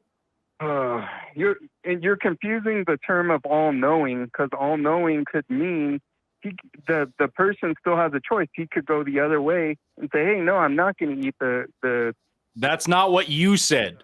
What you said. Nope, that's not what you said, RJ. What you said when I asked for clarification, I said, does God know everything that has happened, will happen forever? He knows every possible thing. And you said yes. So he already knows the future. Whatever free will you have, he knows what choice you're going to make. And he's still going to punish you for it, even though he has the ability to change the circumstances and show you something better. You are a child. You don't know what you're doing. And he knows, and he's going to punish you for the things that you don't understand and you don't have control over, because he designed it in a way to make sure you didn't. He orchestrated the situation you're born into and then punished you for it. He made you broken and sick and commanded you to be fixed and well. And if you don't do it, he's going to torture you forever. What kind of God does that? You see, you're saying he doesn't exist because the morality, because you disagree. No, I'm not. He's not saying that. Who are you listening to? Are you listening to Forrest? Are you watching a different show? Forrest is not even making exactly what you're saying. You're saying I don't agree with him. He's not saying. He's not even making an argument for why God doesn't exist or not. It's not even the topic. That's not even the topic. I don't know what you're listening to. You're trying to say to me that this is an immoral God, right? Is that yes? What are you trying to say? Are you yes. Trying to say he's an immoral God? Okay. Let's say your God exists, Forrest. Yeah. So, yeah. I don't believe your God is real. I'm saying if he is real, assuming he is real, he is evil. So let's take it at face value and say your God is real. He's evil. So since he didn't do what you wanted him to do, then he can't be real because he doesn't agree with what you would. That's not what He didn't do what any moral person would do. It's not about Forrest. It's about any person that understands what good. Like, would you do that? Forget Forrest. Forget Forrest. Would you do that? In the atheistic universe, morals don't exist, right? Correct? That's not true. We're not even talking. He's not remotely interested in answering the question. Yeah, RJ. So both Seth and I have been giving you our breakdown of why we disagree with what this God has done. None of us have argued whether or not it exists, and none of us have talked about atheistic morality or any of that. And rather than just directly addressing what we're saying, you're jumping from point to point to point to point to try to find something else to argue about. We're about to end the call. We're not letting you leave this. If your God is real, then what he's doing is wrong. It's immoral and it's evil. If he's real, he's a monster. Address that or we can move on. I disagree with you. That's not true. If I have a kid and I say, hey, you don't stick your hand in the oven, and he does it anyway, am I the one that's wrong or is he the one that's wrong? Oh God! If hang you on, have a kid, hang on, Forrest. Hang on. Hold on. Mates. I can't help myself. Hang on. Yeah, please. No, you're going to say the same thing I'm about to. RJ, do you believe in hell of the New Testament? Depart from me, you who are cursed, into a lake of everlasting fire. Is there hellfire? In the book of Revelation, it talks about hell. Yep. Okay. Do you believe in hellfire? Yeah. Okay. If you had a child, or brother, sister, parent, friend, whatever, who had done something heinous, who had made a mistake. And I'm not talking about an innocuous thing, eating the fruit, the parking ticket, jaywalking. But what if they'd done something really bad? is there any scenario where you would go up to them, douse them in gasoline, and set them on fire? No, because I'm not God. Okay. You would not do it because you feel like it would be the wrong thing to do. It would cause immense suffering. You're not a monster. You would never torture someone, murder them in that torturous way. You yourself, you're grieved by the idea. You would never do it. Is that fair? You're a moral person. You would never set another human being on fire to die in that way, correct? Correct. That's correct. Yeah. Okay. All I'm asking you to do is to give yourself permission to apply that type of moral standard beyond yourself. If you heard that Allah had done it in the Quran, you'd be grieved. If you've heard one of the Hindu gods or one of the ancient gods of the Greek gods had done it, you'd be grieved, or you'd sort of brush it off. Ask yourself if Yahweh deserves the same standard. And if you're not willing to say, well, if it's immoral in this context, why would it not be immoral in that? Ask yourself why. I think this is something I would like you to pursue in your own life. Why would it be horrifying and tremendously immoral in this context, but appropriate and just and even holy in another context? Is that fair? Just chew on that tonight. Right. That's correct. But that's why there's a salvation to get away from that. That's why. Look, if the person threatening me with fire wants to save me, that's not salvation. That's extortion. You can perceive it. Love me or I'll burn you. That's on you. That's not salvation. That's extortion. That the definition of extortion doesn't fit that. But if you who made hell? Make that claim, who made hell, RJ? Who created, designed, and implemented hell? He created it for the fallen angels originally, but yeah. Okay, so if it's for the fallen angels, then I would not ever end up there because it's for the fallen angels. But then it also is for the people who turn against him. Okay, so then it is for me and not just the fallen angels. By the way, it's also okay to burn fallen angels, but now I'm involved. Okay. So the person, or the deity rather, who created the scenario with hellfire is saying, love me, do these things, accept me under these conditions, or I will throw you into hellfire. That's not salvation, RJ. That's extortion. No, the word extortion means you're trying to get, if you look it up in the legal term, it doesn't mean that, but I see where you're going with that. But just chew on it tonight. Just think about it. All right. Get away from me, get away from all of us, and think about it. I understand. Okay? Give yourself permission. A lot of times we think, well, he's God, he can do whatever he wants. We're just insects under his boot. We have no right to ask these questions or to demand a moral standard.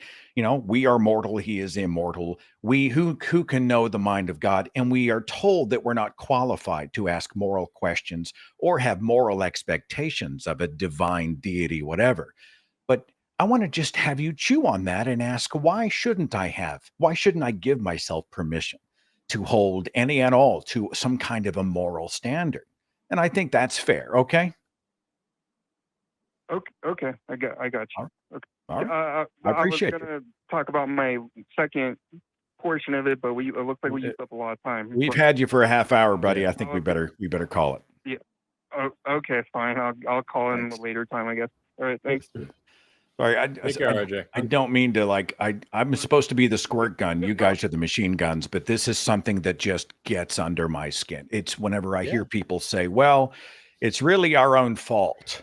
And whatever he does is moral because we're ants in the ant farm and we're here for his amusement at his pleasure anyway. And free will, he didn't say free will, but there was a free will shade, and it just sets me off. So apologies for jumping in there so much, guys. I appreciate it because honestly, Otherwise, it would have just been me explaining evolution the whole time, because like that was super prepared to break down like neo-Darwinian evolution, but like honestly, I think it was much more important to get to where we got to well, I to mean, say, like, Armin hey, could have done it just as good a job as me. I just feel like I'm sitting on the edge of my chair going, okay, and I'm leading from one point to the other. Okay, but no, I appreciate that. Before we move on, I just want to make 2 points. First of all, the audacity to tell 3 atheists who are saying that they don't think it's okay to torture people for doing things that was not their choice, for things happening that was not their decision. Torturing them is not okay, and you as a Christian saying that it's okay, and then at the same time saying atheists don't have morality. I mean, if did he say that? I think call that morality, didn't he? Yeah, he did say that. Like, I mean, Armin has no morality. We knew that, but I mean, the rest of us are we're okay. We're centered. I'm just saying. I mean, if you think torturing people for eternity for things that they had no say in, if that's morality, okay, yeah, I don't have morality. I want to call what we have something else. You keep that morality for yourself. You know, Armin, just like a spider with wings. Once you get him going, you can't stop him. He's unstoppable. I will say, Seth, you were a lot more charitable than I would have been, because there was one part of that you said, would you, if someone committed some atrocity, would you set them on fire with gasoline? And his answer was, no, I'm not God. And like that hit me. So you were kind enough and charitable enough and handsome enough to say, actually, I think you wouldn't do it because you think it's morally repugnant and you would be grieved by that thought, right? And he was like, oh, well, yeah. I wanted to lay into him on that. Just like, how could you possibly say, no, it's okay because God did it? There's so much of that. Whatever God decides to do, we're his creation, so he gets to do it. There is no immorality in any behavior, any thought, any consequence. If God does it, it's by default. It is de facto moral. And this sort of, I think, surrender of ethical thinking, this surrender of values, this desire to really be a slave, to say, well, if he tortures me, if my child dies in a car accident, or if my loved one gets cancer, or if some horrible thing, if I die in a house fire tomorrow, the Lord giveth and the Lord taketh away. Whatever he does, it is righteous and moral. It's a type of slavery that grieves me, and I'm desperate to see people liberated from that kind of thinking. Yeah, no, I think we can all agree on that. I think that's why we're all here, because it really is just it's soul crushing to see somebody defend that and to embrace that in their own lives, and to assume that if something bad happens, they must be the fault of it. It's because this fallen world, the sin, and all these things. It's something we've talked about on the show a few times. He's smarter than me. I'm so stupid. He's stronger than me. I'm weak. I'm this little insignificant thing. He's so great. He punishes me because I deserve it. He's just challenging me and testing me. He's putting me through these trials to make me better. He loves me. That's why he hurts me so much. He only causes pain and suffering because I deserve it, because we deserve it. Everything I just said is talking about an abusive boyfriend. And yet, when you slap a Bronze Age sex manual around it, you call it a religion. And like that, to me, it really just blows my freaking mind to say that I have to sit here and walk people through basic human decency and say, yes, you can apply that same standard to the God that you believe in, like you were just trying to do with RJ. You would never do these evil things. Why would you be cool with it when God does it? I wanted to ask RJ if it would be moral if Yahweh had us drink an eternity of feces, holy water, but I didn't get around to that part. Right? I wanted, that was in my queue, but I didn't get a chance to get there. I hope RJ calls back, because I want to know, like, is there anything that God could do that would be bad? You know what I mean? Like, I want to know what his thoughts are. First, it's interesting because you're talking about basic human decency, because unlike what religious people claim that religion gives you morality, it seems like it's one of the only tools out there that could take you so far away from basic human decency. Like, it seems like without it, a lot of people would not come up with these crazy conclusions. Like, it's really hard to come up with these crazy conclusions unless you're religious. That it seems like it's actually the only tool that can get you this far away from actual morality.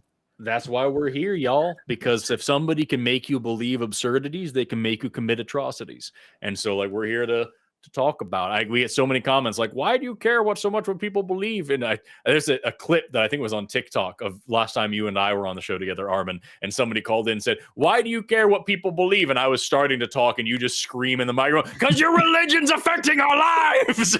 Yeah, dude, you get it. And somebody asked me, well, if you're not a Christian, why do you talk all the time about Christianity? And I'm like, or fundy religion. I can't remember how they phrased it. And I'm like, well, why would people who want to defeat cancer talk so much about cancer? It just is such a non-question.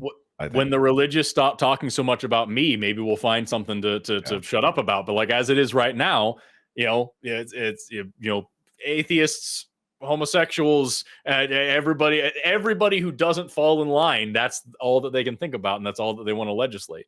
It's deeply frustrating.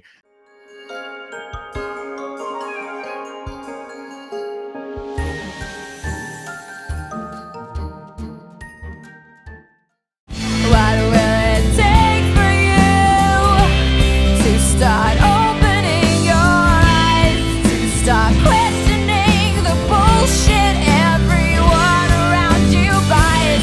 You think it's any of your business what goes on between my thighs? I wonder when we'll be rid of your lies.